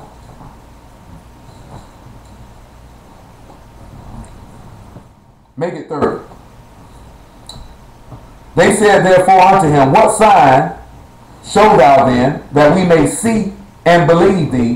What does thou work? Our fathers did eat manna in the desert, as it is written, he gave them bread from heaven to eat. Then Yahshua said unto them, truly, truly, I say unto you, Moses gave you not that bread from heaven, but my Father give you the true bread from heaven. For the bread of God is he which come down from heaven and give life unto the world. They said unto him, Lord, evermore give us this bread. Yahshua said unto them, I am the bread of life. He that come to me shall never hunger. He that believe on me shall never thirst. Keep that in mind about that thirsting. But I said unto you, that ye also have seen me, and believe not. All that the Father gives me shall come to me, and him that come to me I will in no wise cast out. For I come down from heaven, not to do my own will, but the will of him that sent me. This is the Father's will which hath sent me, that of all which he hath given me I should lose nothing, but should raise it up again at the last day. This is the will of him that sent me, that everyone will see the Son and believe on him may have everlasting life. I will raise him up at the last day. Let's see what happened. Then the Jews murmured at him because he said, I am the bread which come down from heaven. Now we sit back and look at it. Are these people not doing what they did in the wilderness? Talking about they were murmuring for bread? They said, man, how we gonna get some bread? We gonna perish. Let's see what verse 47 says. Actually 48. Look at verse 48. I am that bread of life. Your fathers did eat manna in the wilderness and are dead. This is the bread which come down from heaven, that any man eat thereof, that a man may eat thereof, and not die. I am the living bread, which come down from heaven.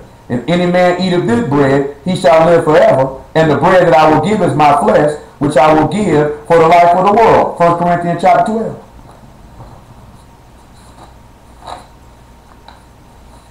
First Corinthians 12 and 24. I'm sorry, 11 and 24. Actually 11 and 23. 1 Corinthians 11 and 23.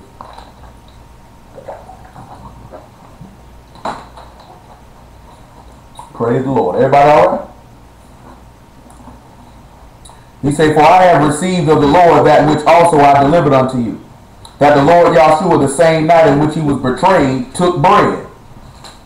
And when he had given thanks, he brake it and said, take, this is my body, which is broken for you. This do in remembrance of me. And after the same manner also he took the cup when he had supped, saying, this is the cup of the New Testament. In my blood, this do ye as often as ye drink it in remembrance of me. For as often as you eat this bread and drink this cup, you do show the Lord's death till he come. So did they not eat flesh in the evening? Because he said his flesh was meat indeed. He sat them down and said, take, he said the word was made flesh. You got to eat Passover. You got to eat a lamb on Passover. He gave them flesh in the evening. But hold on, let's look at Jeremiah 14 and 1 first before we sit back and look. Did he give him bread to the fool in the morning? Let's look at something in Jeremiah 14 and 1 first. Before we see he gave him bread to the fool in the morning. We got so similar to other wilderness. What we actually looking at is seeing that when Yahshua actually came to do his ministry, it was an exact replication of what happened in the wilderness. It was an exact replication of what happened. The man told you, don't think that I come to destroy the law. I come to fulfill it. Jeremiah 14 and 1. Jeremiah 14 and 1. The word of God came to Jeremiah concerning the dearth. Judah mourn, and the gates thereof languish. They are black unto the ground. The cry of Jerusalem is gone up. Listen what it said. And their nobles have sent their little ones to the waters. Listen what it said. They came to the pits and found no water. They returned with their vessels empty. They were ashamed and confounded and covered their heads, because the ground is chapped, for there was no rain in the earth, and the plowmen were ashamed and they covered their heads. What y'all think that means? What y'all think that means? Right? Yeah.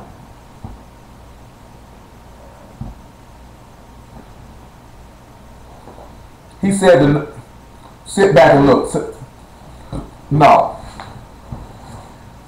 Not just with no spirit. Well, let's sit back and look at. Let's sit back. Hold on.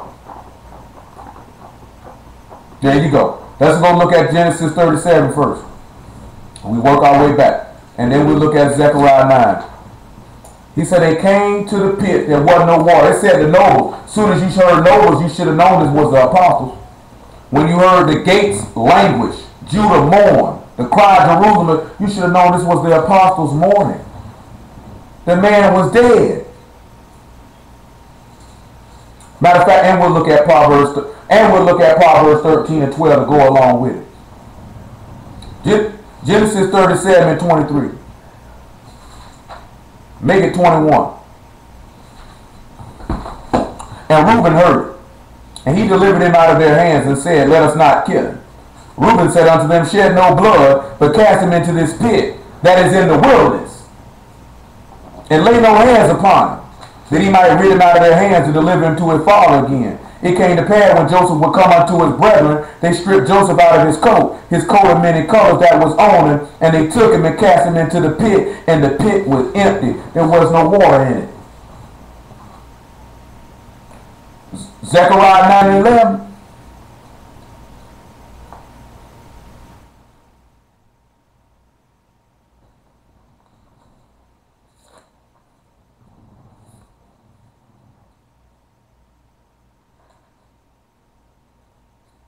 I can get there.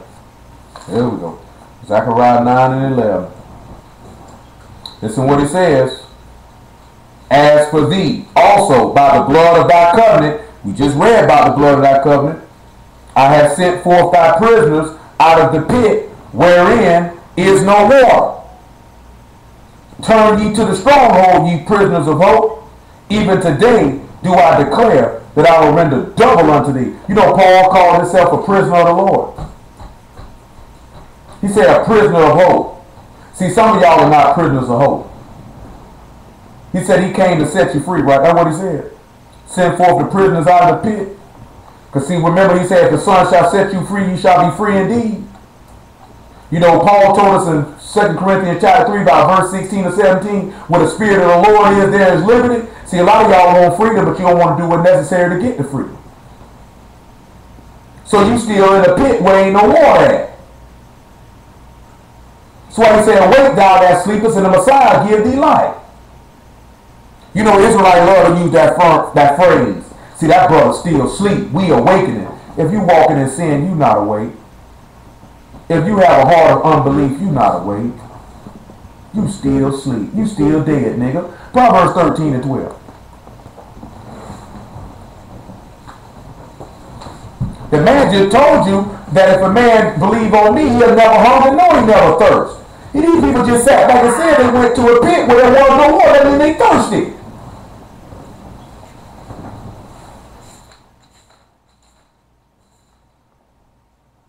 Proverbs 13 and 12. That's the only thing we want.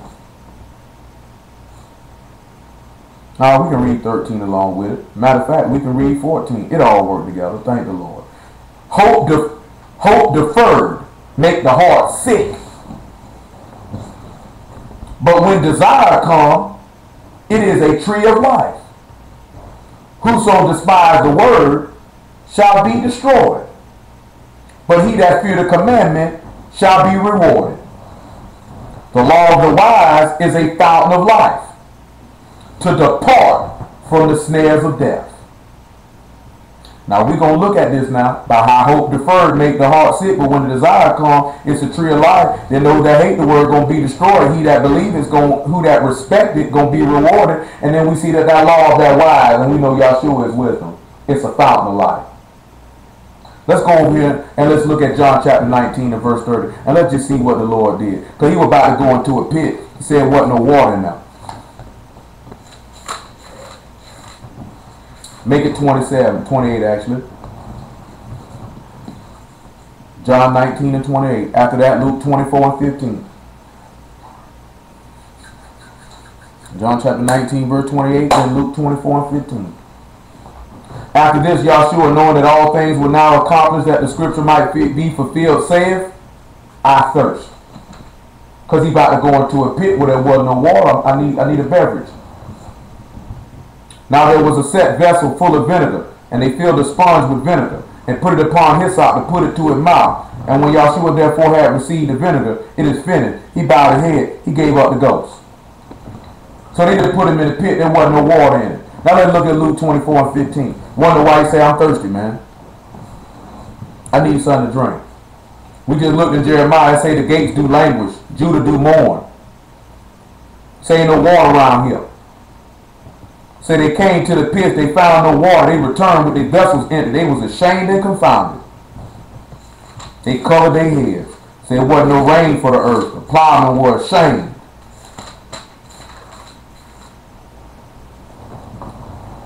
Luke 24 and 15. Let me get on around.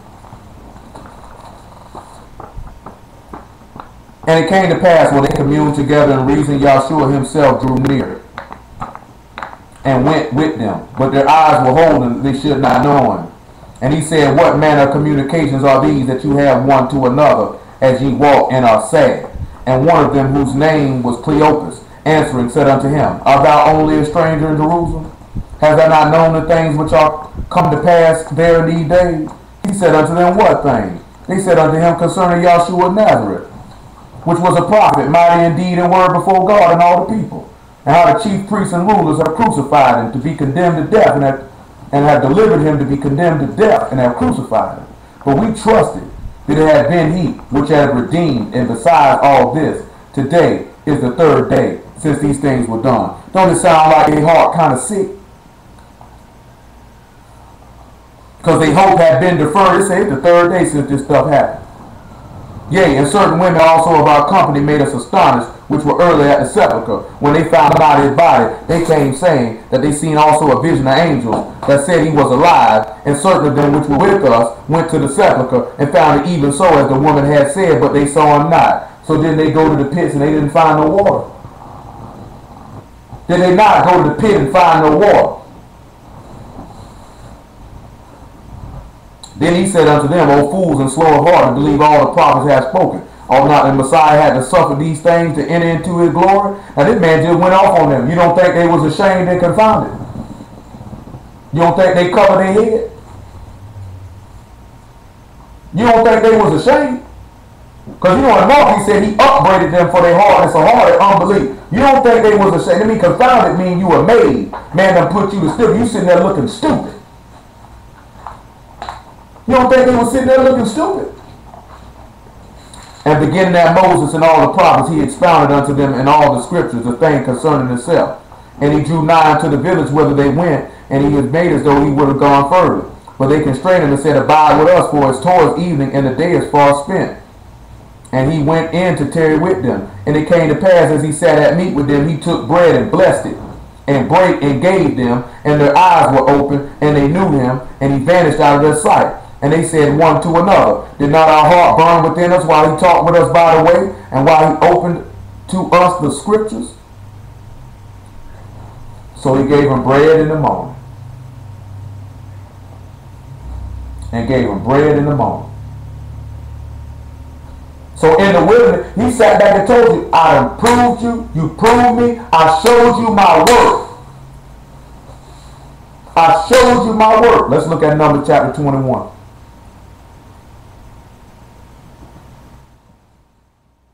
Man say he didn't come to destroy the law, he came to fulfill it. He meant what he said. But you got men, they really don't believe that.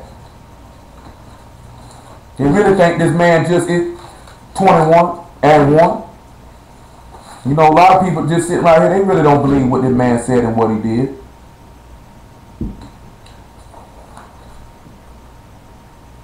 No. Yep, amen. They certainly would. Numbers 21 and 1. I'm sorry, it's Numbers chapter 20. I'm all in the wrong place. I'm going to come to Numbers 21. Numbers 20 and 1. Then came the children of Israel, even the whole congregation, into the desert of Zin in the first month. So they still in sin. And the people abode in Kadesh, and Miriam died there and was buried there. And there was no water for the congregation. And they gathered themselves together against Moses and against Aaron. And the people chose with Moses and spake, saying, Would God that we had died when our brethren died before Yah. And why have you brought up into the congregation of Yah into the wilderness? We and our cattle should die there. Wherefore have you made us to come up out of Egypt, to bring us into this evil place? It is no place of seed, or figs, or vines, or pomegranates, neither is there any water to drink. And Moses and Aaron went from the presence of the assembly unto the door of the tabernacle of the congregation, and fell upon their faces, and the glory of Yah appeared unto them. And Yah spake unto Moses, saying, Take the rod, and gather thou the assembly together, thou and Aaron thy brother, and speak ye unto the rock before their eyes, and it shall give forth his water. And thou shalt bring forth to them water out of the rock, so shalt thou give the congregation and their beasts drink. And Moses took the rod before Yah as he commanded, and Moses and Aaron gathered the congregation together before the rock, and said unto them, Hear now, ye rebels, must we fetch ye water out of this rock? And Moses lifted up his hand with the rod, he smote the rock twice, and the water came out abundantly. And the congregation drank, and their beasts also. And Yah spake unto Moses and Aaron, Because you believed me not to sanctify me in the eyes of the children of Israel, therefore you shall not bring this congregation into the land which I have given them. So we see Moses just made an error. But water just came out this rock. Drop down to number 21. Look at verse 4. We'll bring it all in together in a minute. They journeyed from Mount Hor by the way of the Red Sea to compass the land of Edom, and the soul of the people was much discouraged because of the way. And the people spake against God and Moses, Wherefore have you brought us up out of Egypt to die in the wilderness? For there is no bread, neither is there any water, and our soul loathed this light bread. They hated the Lord. Remember, he told you he was the bread. Don't it though? Remember now, he even said he was the bread from heaven. They hated it. Let's look and see if they loathe that light bread. Come on back to John chapter 6. They say ain't nothing in our faith but this light bread. We sure hate it. You know that sounds like some black people, because black people are the only people on earth called white bread light bread.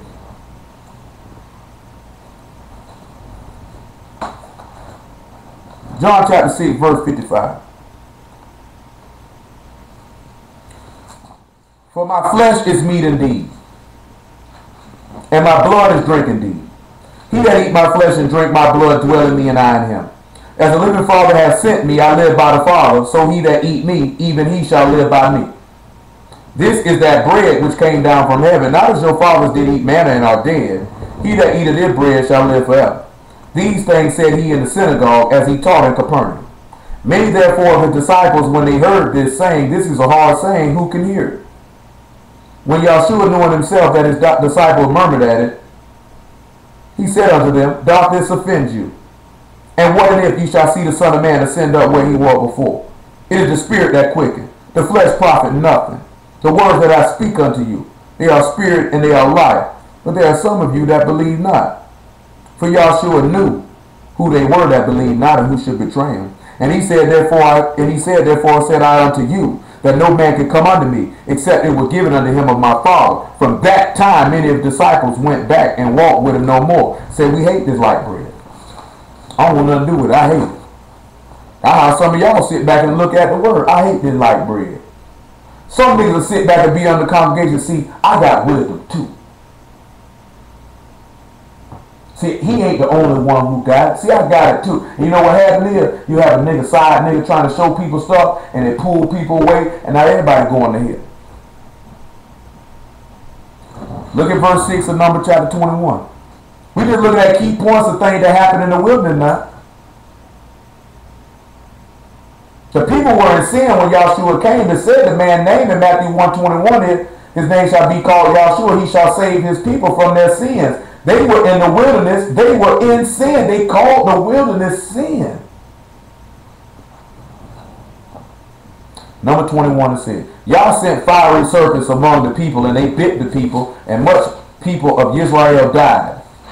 Therefore the people came to Moses and said, We have sinned, for we have spoken against Yah and against thee. Pray unto Yah that he take away the serpent from us. And Moses prayed for the people. And Yah said unto Moses, Make thee a fiery serpent, and set it upon a pole, and it shall come to pass that everyone that is bitten, when he look upon it, shall live. Now I ask y'all this here to make sure who catch it. Why did he use a serpent? Why did they use a serpent? Somebody got to know why they used the serpent. He put us exactly. He said, put a serpent on the pole. So why now, if we go back to Genesis, what did that serpent do?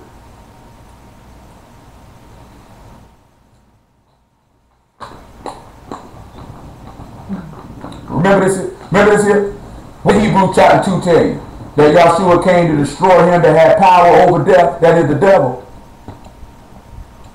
So let's look at John 3 and 14 real fast. You got to understand why it was a serpent put on the pole.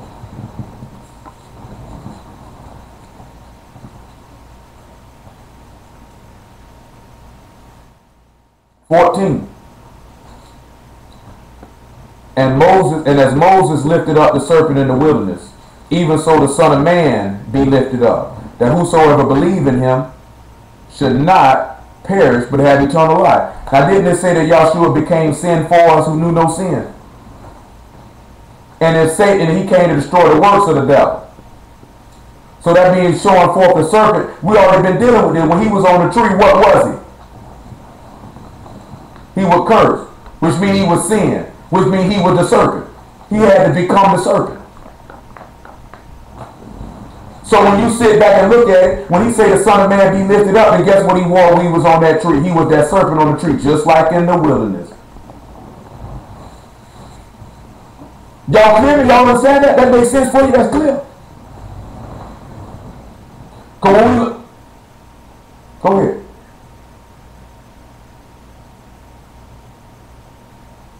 Exactly. Just what?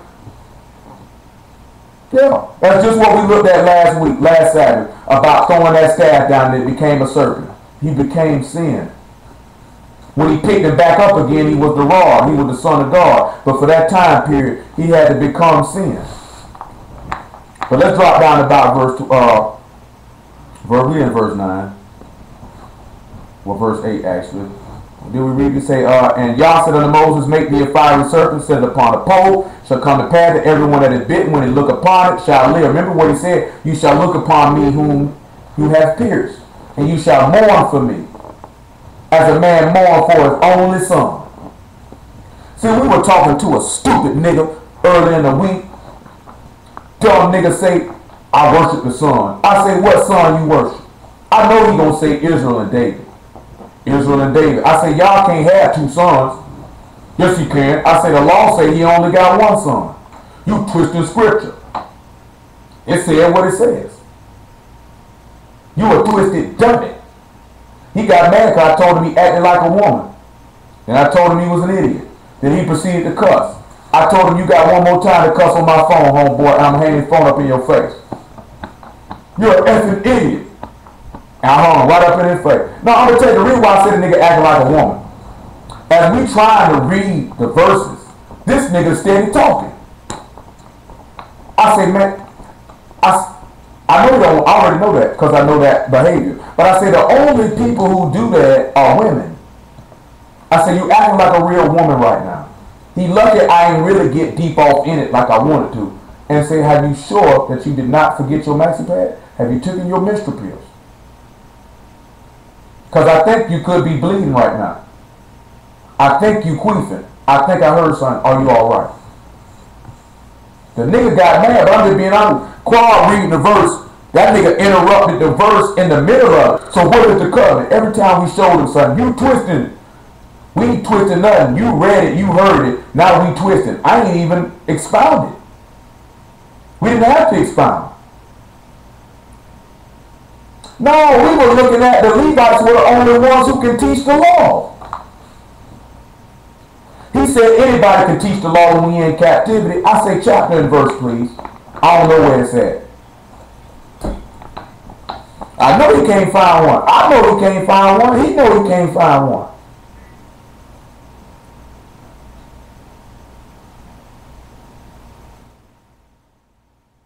I know he retarded. And he alright. He good now. The Lord told him keep his sins. Have a nice time with him. Wrap him up in a bow and take him to hell with you. Nah, he don't get no sight month. That nigga don't even get no sight month. That nigga can't do nothing but take a half a glass of water and a piece of molded bread. He say verse 9, and Moses made a serpent of brass and put it upon a pole, and it came to pass that if the serpent had bitten any man, when he beheld the serpent of brass, he lived. And the children of Israel set forward and pitched in Oboth. And they journeyed from Oboth and pitched at Jeroboam in the wilderness which is before Moab towards the sun rising. From thence they removed and pitched in the valley of Zered. And from thence they removed and pitched on the other side of Arnon, which is the wilderness that come out of the coast of the Amorites. For Arnon is the border of Moab, between Moab and the Amorites. Wherefore it said in the book of the wars of Yah, when he did what he did in the Red Sea and in the brooks of Arnon, and at the stream of the brooks that go down to the dwelling of Ar lay upon the border of Moab. And from thence they went to Beer, that is the well whereof Yah spake unto Moses. Gather the people together, and I will give them water. Israel sang this song, Spring up, O wells, sing ye unto it. The princes digged the well. The nobles of the people digged it by the direction of the lawgiver with their staves. And from the wilderness they went to Mattanah. Matthew chapter 28. Matthew chapter 28. He said the princes and the nobles digged it by the direction of the lawgiver. to give the people water.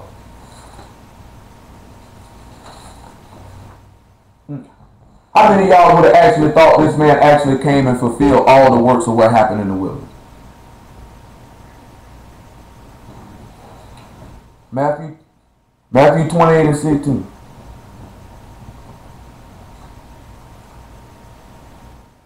Then the 11 disciples went away into Galilee into a mountain where Yahshua had appointed them. And when they saw him, they worshipped him, but some doubted. And Yahshua came and spake unto them, saying, All power is given unto me in heaven and earth. Go ye therefore and teach all nations, baptizing them in the name of the Father and of the Son and of the Ruach HaKodesh, teaching them to observe all things whatsoever I commanded you, and lo, I'm with you always, even unto the end of the world. Amen. Can't we go read in Ephesians chapter 2 how he say the faith is set up on the foundation of the apostles? And they the chief cornerstone, which means they would have had to dig the well, right? By the direction of the lawgiver, because he the one told them what to go do. So the people could get water. Colossians 1 and 25. I want to know, and y'all know what I'm finna say, how these men been preaching this word all the time, don't know this. But niggas sitting around here worrying about debating. I'm not worrying about no niggas serving Egyptology. I ain't worrying about no Christian preacher. We're straightening them when we need to straighten them. When certain things come up, I ain't worried about them niggas. I ain't worried about no Muslim. I ain't worried about no false prophet. What that profit y'all, unless we come in to straighten something they done lied about to make sure y'all got a proper understanding. What we care about them for? Exactly. He said, listen to what he said now, verse 25 of Colossians chapter 1. Wherefore I am made a minister according to the dispensation of God, which is given to me for you to fulfill the word of God. Because we got to take it by the direction of a lawgiver. Even the mystery which has been hid from the ages and from generations, but is now made manifest to his saints, to whom God would make known what is the riches of his glory, of this mystery among the Gentiles, which is the Messiah in you, the hope of glory, whom we preach, warning every man and teaching every man in all wisdom, that we may present every man perfect in the Messiah Yahshua. Wherefore I also labor, striving according to his working, which work in me mightily. That's our whole purpose, to teach y'all and to warn y'all so y'all can be presented perfect. A lot of y'all don't want to be perfect. Who want to be perfect? So we got to do what's necessary to be made perfect. If the Lord allowed us to get the information to be made perfect, why would we not take advantage of it? Why are we hardening our hearts when we able to see the work that he did? As they say, you tempted me. We sit back and we see them people murmuring. They sat around, they tempted the Messiah. They murmured against him. He proved them and he showed their work. How did he prove them? When he sat back and manifested his signs to these people, they didn't walk in it. When Yahshua showed forth he was the Messiah, they said, we don't believe. Kill him. He said, I swear in my wrath, these niggas ain't getting in here. Exodus chapter 15. Ain't the Lord good, though? Now, if we going to harden our hearts, ain't the Lord good, though? I'm telling you now. You have some niggas right now. A brother, Exodus 15 to 22. See, a brother told one of my people, man, he said, I will come in with a new doctrine. But they really don't realize this ain't a new doctrine. This is the doctrine of the apostles. It's new because you don't. It's new to you. It's new to you because ain't nobody teaching it. Well, I ain't gonna say nobody. It ain't many teaching it. He told you he said the harvest is plentiful, but the laborers are few. Exodus 15 and 22. Making a word a lie. I mean, he already just did. No, didn't we just read in Hold on. We just read in Jeremiah 15. The man told you, man, I ain't sunk these niggas. We just read that. Well, Jeremiah 14, pardon me. That man said, I ain't sunk these men. I ain't sunk them. That's what was explaining to the brother the other day.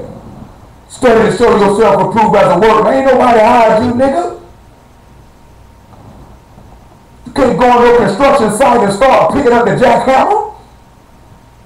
I'm building on this house. I'm building this house. And even that's only going to take it to the real analogy. Let's go out here grabbing beams. I'm a roofer. I'm carpenter. I'm measuring to help build the house. Nigga say, do you know this nigga, bro? No, I don't know this nigga. How did you get here? Who gave him a heart attack?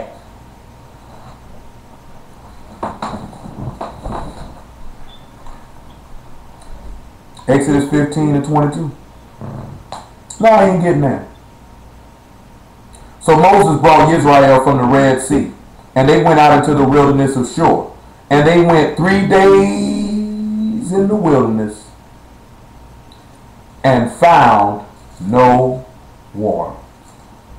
They went 3 days in the wilderness and found no water. And when they came to Marah, they could not drink of the waters of Marah, for they were bitter. Therefore the name of it was called Marah. And the people murmured against Moses, saying, what shall we drink? And he cried unto Yah, and Yah showed him a tree. Remember, I told you that hope deferred make the heart sick. But when desire comes, it's as a tree of life. Don't you know when that man sat down and told the disciples the whole book was about him that allowed him to receive the Ruach HaKodesh on Pentecost? And they just sat back and they came to these waters, and they didn't, in the wilderness for 3 days, they didn't find no water. They were mourning, they were bitter.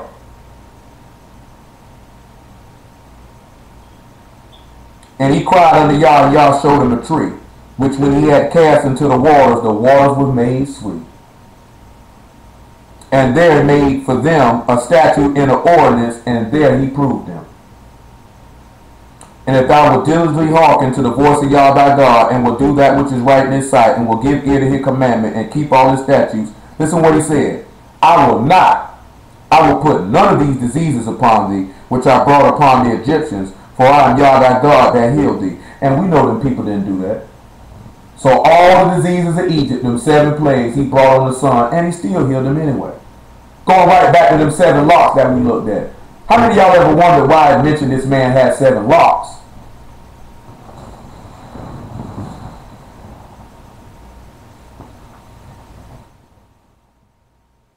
We have to sit back. We have to know and understand all these things. Very important.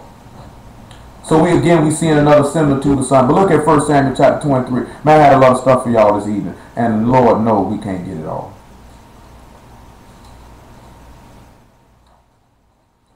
Huh? Yep. 1 Samuel 23. Hey, pray the Lord. 1 Samuel 23 verse 9.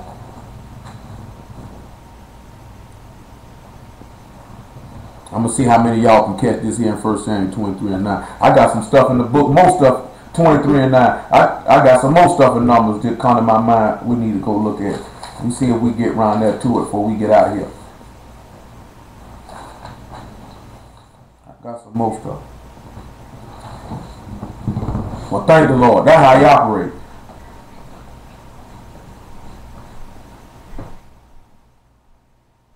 Thank the Lord. He ain't got that. He already knew that. That's why he had to do it. He already knew that. Matter of fact, come on to Numbers 32 first. Before we look at 1 Samuel 23. Come on around here to number 32 first. See, he already be knowing that. See, she's not the first one. There's several people on this line can tell you that they done had questions they wanted to ask me. And before they had a chance to ask them, the Lord already answered them. By the time we got finished, they didn't have to ask them.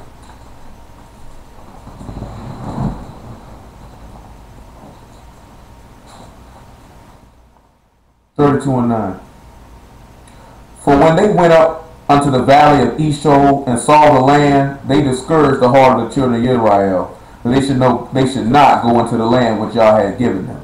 Yah's anger was kindled the same time, and he sware, saying, surely none of the men that came up out of Egypt from 20 years old and upward shall see the land which I swear unto Abraham, unto Isaac, and unto Jacob, because they have not wholly followed me. Save Caleb the son of Jephunneh the Kenizzite, and Joshua the son of Nun, for they have wholly followed me. And Yah's anger was kindled against Israel, and he made them wander in the wilderness 40 years, until all the generation that had done evil in the sight of Yah were consumed. And behold, ye are risen up in your father's stead, an increase of sinful men, to augment yet the fierce anger of Yah toward Israel. If you turn away from after him, he will yet again lead them in the wilderness, and he shall destroy all this people. We just sit back and look at something. All these men were left out because they did not believe. He said they didn't wholly follow after me. We just read that Yahshua said all earlier in Luke 12. Yahshua said all the blood of all the righteous men who were slain beforehand, that blood would fall on them. And he said that these scribes and Pharisees hindered those who were seeking to get into the kingdom of heaven because they themselves were not seeking to get in. Ain't that what it said? Ain't that what he told? Didn't he say that also in Matthew 23? Shut the kingdom out. What you think that go back to? That's the same people that murmured and said we can't take the land. They weren't seeking to get in, and they was trying to stop others from getting in. Y'all supposed to caught that when you heard that. These people were discouraging others from getting into the kingdom. When we think about the kingdom of heaven, that's the land, that's Jerusalem, the land where he swore our fathers, Abraham. Let's look at Matthew 23 before we look at it first, Matthew 23. Sit and look at it. He said only Caleb and Joshua, son of Nun, is going to get it because they follow holy. Those who've been with me for a while know we went over and seen the similitude of Caleb to Yahshua. We know the similitude of Joshua to Yahshua. They follow wholly after him. The Yahshua said, everything my father tell me to do, I do it. I follow wholly after him. I give the land to him. Why he sat back and told you, unless you become as a little child, you shall not enter into the kingdom of heaven. He just said 20 years, and look at it again. Pardon me, number 32. Look at it one more time. Numbers 32.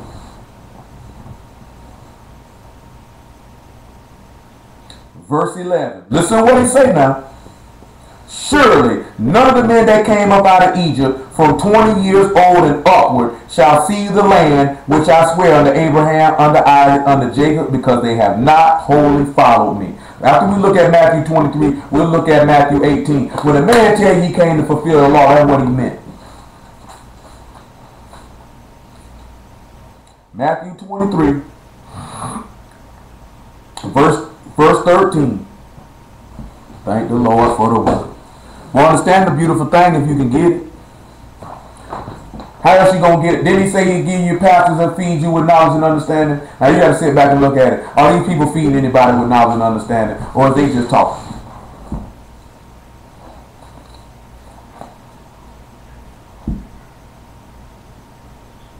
But woe unto you, scribes and Pharisees, hypocrites, for you shut up the kingdom of heaven against men, for neither go in yourselves, neither ye suffer them that are entering to go in. Because we know we can go look at Numbers 13. Them niggas weren't trying to get in the land, and they were trying to discourage the people from getting in. They were fulfilling what happened in the wilderness. Matthew 18. Matthew 18 and 1. Ain't that something? Because he suffered them to hunger, right? Didn't give them the word to humble and to prove. See, it ended up the disciples got proved that they would keep the word. But the rest of the people, they failed. They didn't keep it. See, a lot of stuff the Lord doing to you, he got some of y'all in some humble positions to prove you to whether you obey or not, and y'all showing that you're not going to do it. Because you worry about natural things. You don't sit back and look at when they were in the wilderness. Thank the Lord. I'll show you another thing. Thank the Lord. Just came to my mind. Matthew 18 and 1. At the same time came the disciples unto Yahshua, saying, who is the greatest in the kingdom of heaven? And Yahshua called a little child unto him and set them in the midst of him, and said, truly I say unto you, except you be converted and become as little children, you shall not enter into the kingdom of heaven. Whoso therefore shall humble himself as a little child, the same is the greatest in the kingdom of heaven. Don't you know Joshua and Caleb were young men? He said nobody 20 years and up. That means the young children humbled themselves. He let them in. You're supposed to know the law to draw on that. He said everybody 20 and up ain't getting in here. So you know, if these people didn't wholly follow after them, that means they were proud and didn't want to obey. If they were 20 years and downward, that means they were humble and they did what God told them to do. Some of y'all, that's y'all problem. You not following wholly after the man, you partial. I want you to look at Deuteronomy 8 one more time. I still got a little bit more time. I might need about 30 more minutes. I know it's only so much you can retain. I might need 30 more minutes. I have so much. I know I can't jam it all in one night because there ain't but so much you can keep at one time.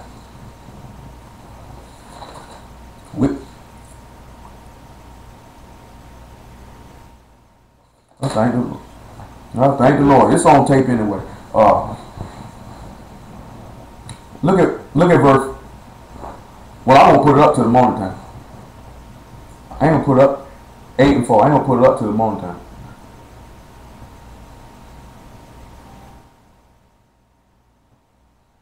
Deuteronomy 8 and 4. See, thy raiment waxed not old upon thee, neither did thy foot swell, these 40 years. Thou shalt consider in thy heart that as a man chasteneth his son, so Yah thy God chasteneth thee. Therefore thou shalt keep the commandments of Yah thy God to walk in his ways and to fear him. Now we just sat back and said a man don't live by bread alone, but every word that proceed out of the mouth of Yah, right? He said they clothes didn't wax old, neither did their shoes, right? Matthew chapter 10.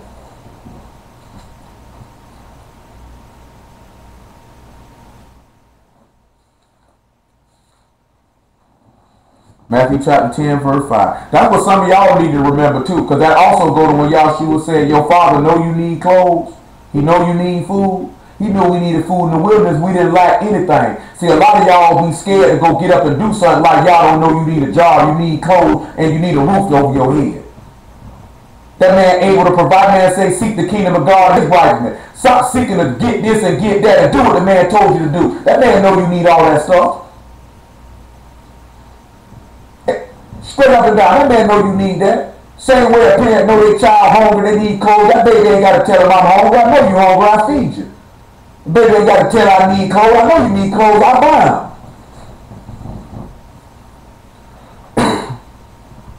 These 12 Yahshua sent forth and commanded them, saying, go not into the way of the Gentiles, and into any city of the Samaritans enter ye not. But go rather to the lost sheep of the house of Israel. And as ye go, preach, saying, the kingdom of heaven is at hand. Heal the sick, cleanse the leper, raise the dead, cast out devils. Freely you have received, freely give. Listen what he told them. Provide neither gold, nor silver, nor brass in your purses, nor scrip for your journey, neither 2 coats, neither shoes, nor yet staves. For the workman is worthy of his meat. Now we know that man told him don't take no coat. Why would you need to take a coat? I'll provide what you need. Your clothes won't wax. So he told him don't even take no shoes.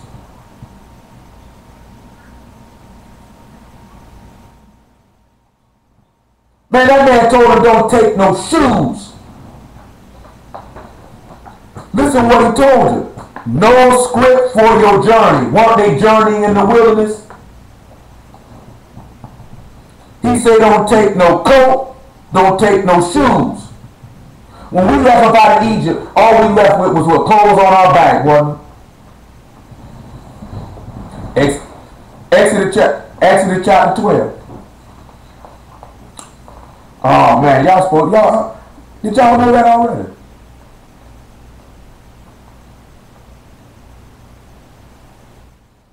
I said that's what you pay me for, at least some of y'all.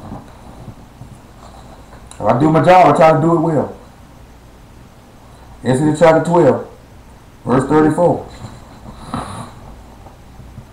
And the people took their dough before it was leavened, and their kneading troughs being bound up in their clothes upon their shoulders.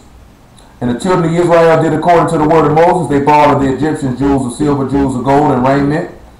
And Yah gave the people favor in the sight of the Egyptians, so that they lent unto them such things as they required, and they spoiled the Egyptians. Now we know we sat back and got out of that stuff, but you know we got out of haste. Because what he told him, he said keep your staff in your hand and your shoes on your feet. It's y'all's Passover. Y'all finna get up out of here. Y'all finna get up out of here. So they didn't have nothing with them. They didn't have no shoes with them. They didn't have no clothes with them. They didn't have no food with them. He just told the disciples the same thing when you go on your journeys through this wilderness, because you got to remember, they in the wilderness. They in sin.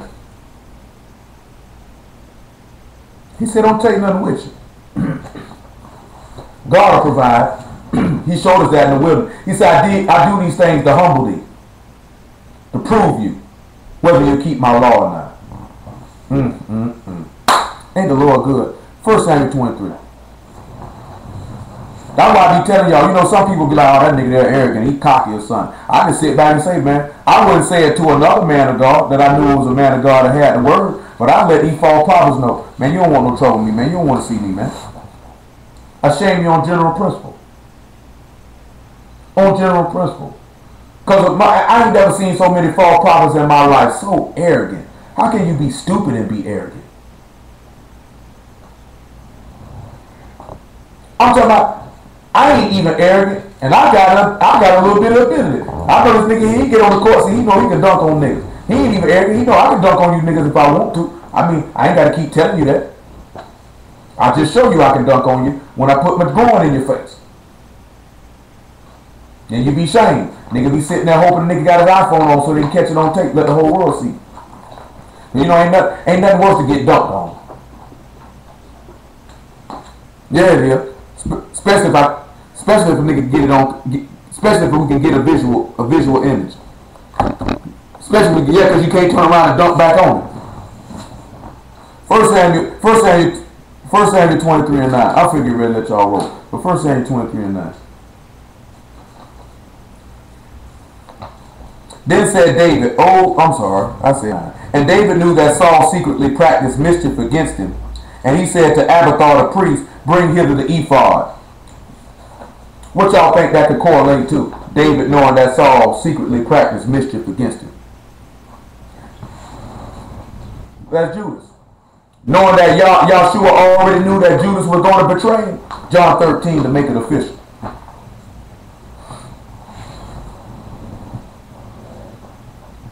And nigga gonna try to tell me you need to put away that Roman New Testament. White. Yeah, you a Christian. The white folks wrote that. That about be the only time if a nigga call me a Christian, I won't get offended. John 13 to 21. Now, I mean, if somebody was to say, are you a Christian, and they were asking that, they were calling me a Christian, that wouldn't offend me. But for standing on the Messiah, that would offend me. But if a dude who don't believe in the Messiah called me a Christian, that wouldn't offend me. Yeah, that wouldn't offend me. When Yahshua had thus said, he was troubled in spirit and testified and said, truly, truly, I say unto you that one of you shall betray me. Then the disciples looked one on another, doubting of whom he spake. Now there was one leaning on Yahshua's bosom, one of the disciples whom Yahshua loved. Who remembers what prophet told you about why this prophet was laying on his bosom? Anybody remember? We're not going to read it. I don't want to see who remembers. There you go, Songs of Solomon. Come on back to 1 Samuel 23. So we already knew, remember it said, because we didn't read verse 1, it said Yahshua knowing that all things that should come upon him, knowing that Judas was going to betray him. So we see another similitude in the ministry of the prophets. Then said David, O Yah, God of Israel, this is verse 10, thy servant hath certainly heard that Saul seek to come to Keilah to destroy the city for my sake. Will the men of Keilah deliver me up into his hand? Will Saul come down as thy servant hath heard? O Yah, God of Israel, I beseech thee, tell thy servant. And Yah said, he will come down. Then said David, will the men of Keilah deliver me and my men into the hand of Saul? And Yah said, they will deliver thee up. Did they not deliver this man up into the hand? Because the men of Keilah, there was a Gentile. Did they not give Yahshua up?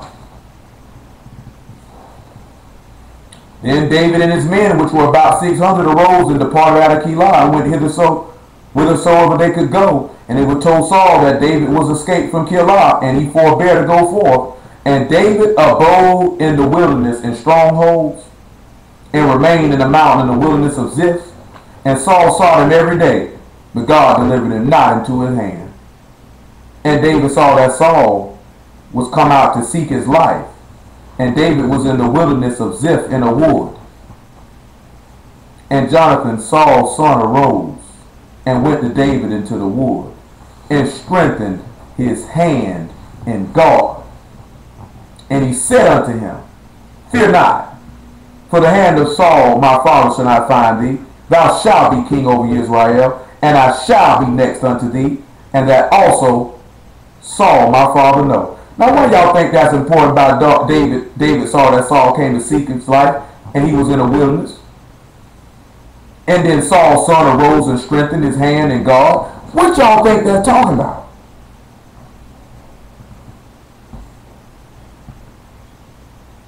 Yeah, let's look at John chapter 18, verse 1. He said he went to seek him in the wood. Then we got to see, what does this mean with Saul's son strengthening this man?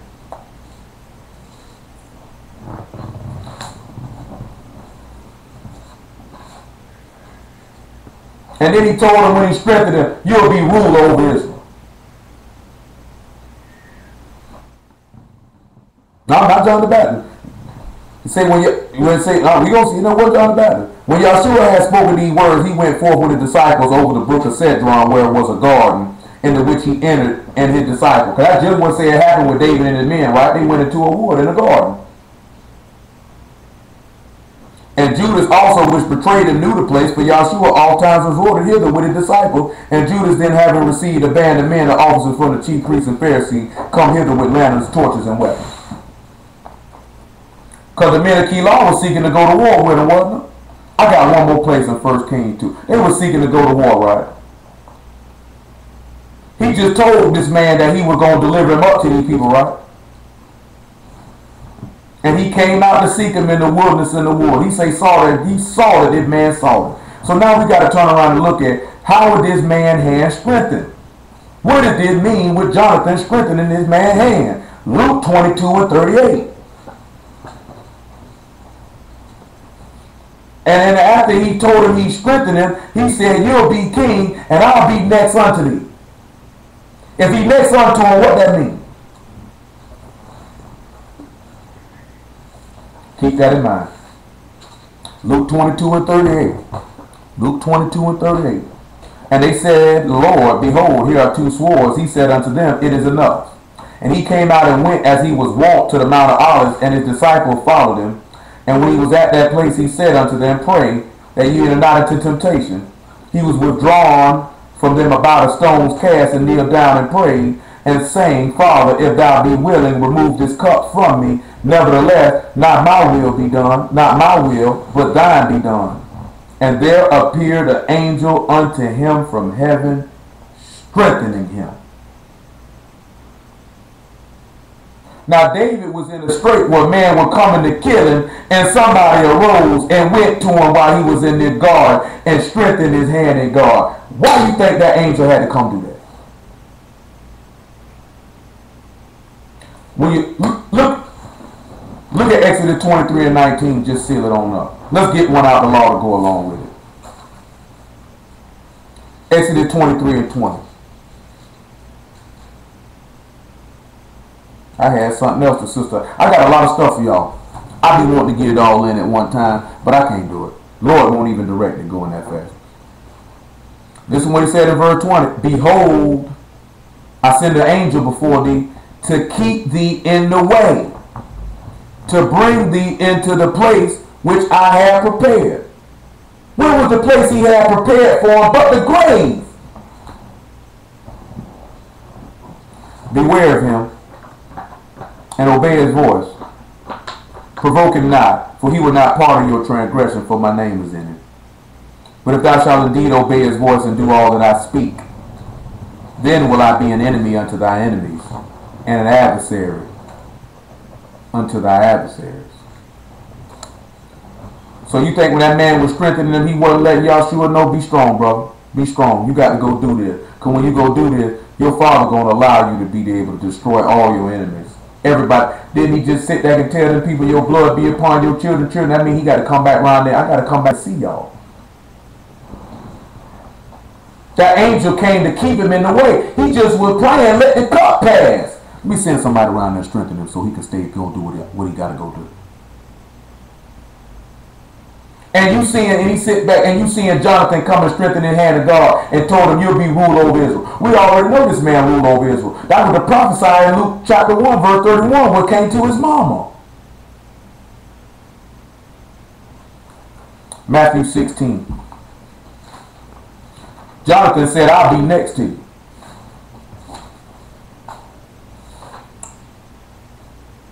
Ain't that something? And 16. Make it 15. Ain't that something? Now how these men miss all of that? And you know what the average nigga say? See, you reaching, bro. That ain't got nothing to do with that. That's when we was in the wilderness. But we got to know why was this angel there to strengthen this man? And now we got a witness out of the law and the prophets to back up why that angel was there. That means the matter established, is it not? Thank the Lord. And he said unto them, but whom say ye that I am? And Simon Peter answered and said, thou art the Messiah, the Son of the living God. Yahshua answered and said unto him, blessed art thou, Simon Bar-Jonah, for flesh and blood have not revealed it unto thee, but my Father which is in heaven. And I say also unto thee, thou art Peter, and upon this rock I will build my synagogue, and the gates of hell shall not prevail against it. And I will give unto you the keys of the kingdom of heaven. Whatsoever thou shalt bind on the earth shall be bound in heaven, and whatsoever thou loose on the earth shall be loosed in heaven. Because I'm going to be right there with you. I'm going to be right there with you. He said, I'm going to be right next to thee. Who higher than Peter? Peter is right hand man. Oh, man. Oh, man. 1 Kings chapter 2. We finna get ready to get out of here. I got one more thing. 1 Kings chapter 2. Let me make sure that's what I had in mind that I'm looking at it. Ain't that son? Hallelujah for Yahshua. Ain't that son? You know, and my brother in Detroit, right? He always posts like after the Sabbath done ended, what you done learned. And when you sit back, when I sit back and I see what a lot of people sit back and say that they learn, I sit back and see that these people ain't learned absolutely nothing. It ain't even just that there. It's just real scary. You know what I'm saying? Because when I just put that up there, and I don't put it up there to and for no boasting. But to sit back and you can see like we covering a lot of stuff, man. We covering you know what I'm saying? Just so you know what I'm saying, a lot of stuff. And it goes to show that these people are not really learning that much information. And we don't know how long we got on this earth. We ain't got time to be wasting away, playing around. And if you seeing the point of the Lord is allowing you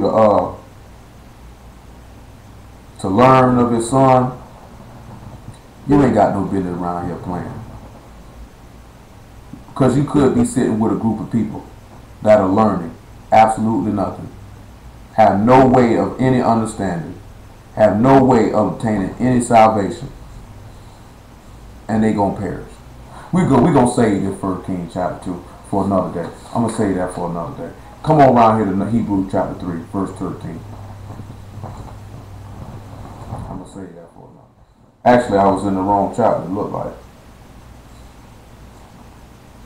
Hold on, yeah, because I was in the wrong chapter. Actually, come to 1 Kings chapter 2. I was looking at 1 chapter 1. That's why I said I was going to leave it alone. I was in the wrong chapter. 1 Kings chapter 2. I had some stuff I ain't even supposed to bring in and grab in Samuel. In 1 Samuel 5. But we couldn't work all that in today. 1 Kings chapter 2, verse 28.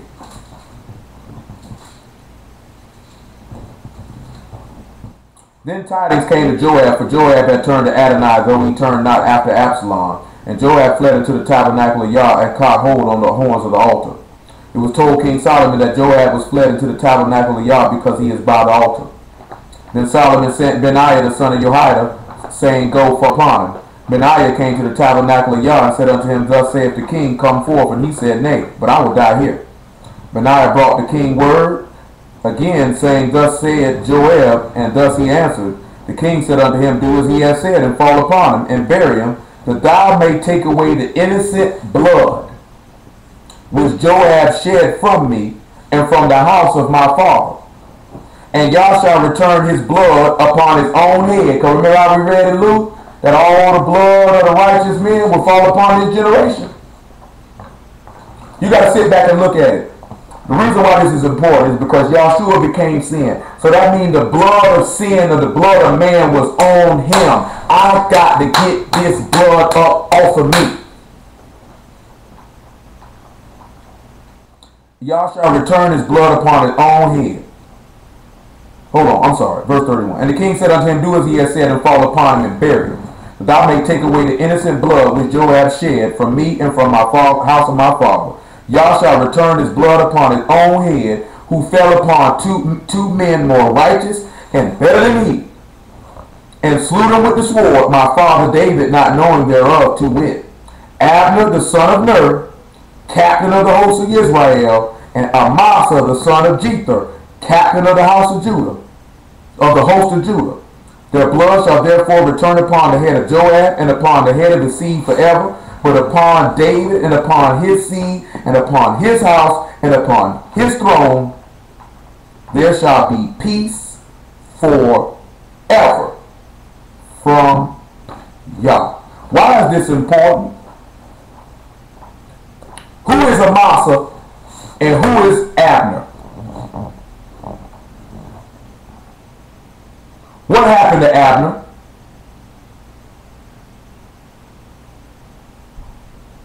And he died.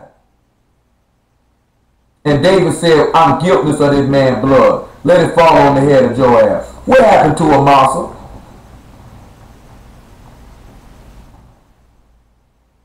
He got grabbed, man grabbed him, Joab grabbed him by his beard and kissed him. Spoke some nice word to him. And stabbed him in the side.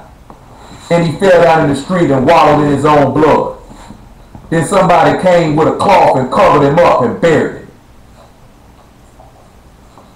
Both of these men were Yahshua. He said, let that blood come up off of us and let it fall on. You got to remember, he said that was innocent blood. They were slain.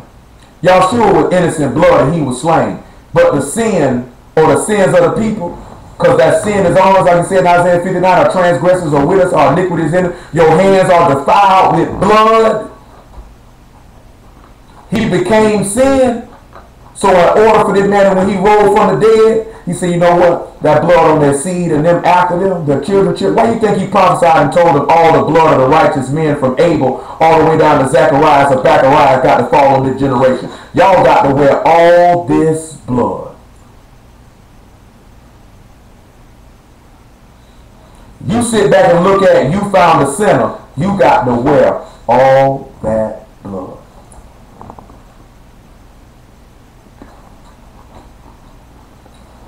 Hebrews 3 and 13. You got to wear all. Why you think he told you? Don't harden your heart like they did in the provocation. Don't harden your heart now. Harden your heart. That blood on you now. Who gonna tell us this? Who gonna show us this? That we might get an understanding and turn from our evil and wicked ways. Hebrews 3 and 7 actually. Hebrews 3 and 7. After that, John 5 and 39. Y'all know what it is. Wherefore, as the Ruach HaKodesh saith, today, if you will hear his voice, harden not your hearts, as in the provocation in the day of temptation in the wilderness. Don't y'all realize, why do you think Yahshua said you were with me in my temptations? Because guess what? He was tempted and proved too. See, we can sit back and look at when he was in the wilderness 40 days and 40 nights, he was tempted with hunger. Like they were tempted with hunger. See, we'll go back and look at that another day. You know what I'm talking about? Sit back and look what he said now. Harden not your hearts as in the provocation in the day of temptation in the wilderness, when your fathers tempted me. Did not our forefathers during the time of the Messiah tempt this man? Didn't we read it? Listen what else he say. Improved me and saw my works 40 years. Now, they didn't see them work for 40 years, but they saw it for 3. They tempted him. They proved him. How many times they asked this man to do something and he showed it?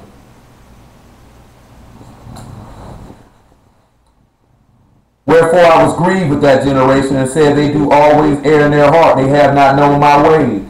John 17:25, he said, righteous Father, the world has not known thee. He told him in John 8, he said, I've known thee. He said, if I was to say I didn't know thee, I would be a liar like unto you. But I know him, and I keep his saying. So I swear in my wrath, they shall not enter into my rest. Take heed, brethren, lest there be in any of you an evil heart or unbelief in departing from the living God. But exhort one another daily, while it is called today, lest any of you be hardened through the deceitfulness of sin. For we are made partakers of the Messiah if we hold the beginning of our confidence steadfast unto the end. While it is said, today, if you will hear his voice, harden not your hearts as in the provocation. For some, when they had heard, did provoke. Howbeit, not all came out of Egypt by Moses. But with whom was he grieved 40 years? Was it not with them that had sinned, whose carcasses fell in the wilderness?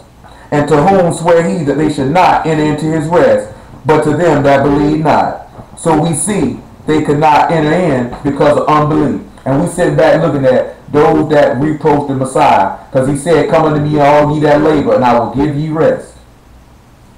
You won't be able to enter in the Messiah because you tempted the man, you proved the man, he's showing you it works, you still don't believe, and you're not going to be saved because of your unbelief. John 5:39. That's why I take heed, man. The man done put something in your mind, it's something you need to do. It would be better to do it. Because he proving you to see if you believe him or not. He proving you to see if you can't do something the Lord telling you, how you going to keep a commandment? After a while, you'll slack off eventually. 39th verse of the 5th chapter of John. Search the scriptures, for in them you think you have eternal life, and they are they which testify of me. And you will not come to me that you might have life. Hold on, y'all. Hold on. He say, search the scriptures, for in them you think you have eternal life, and they are they which testify of me. And you will not come to me that you might have life. I receive not honor from men, but I know you, that you have not the love of God in you. I come in my Father's name, and you receive me not. But another shall come in his own name, him you will receive. How can you believe which receive honor one of another, and seek not the honor that come from God only? Do not think that I will accuse you to the Father. There is one that accuse you, even Moses, in whom ye trust. For had you believed Moses, you would have believed me, for he wrote of me. But if you believe not his writings, how should you believe my words? Hallelujah for Yahshua for the word. Y'all understood all these things this evening? Well, praise the Lord. Give the Lord a round of applause for the word. Thank the Lord for the word.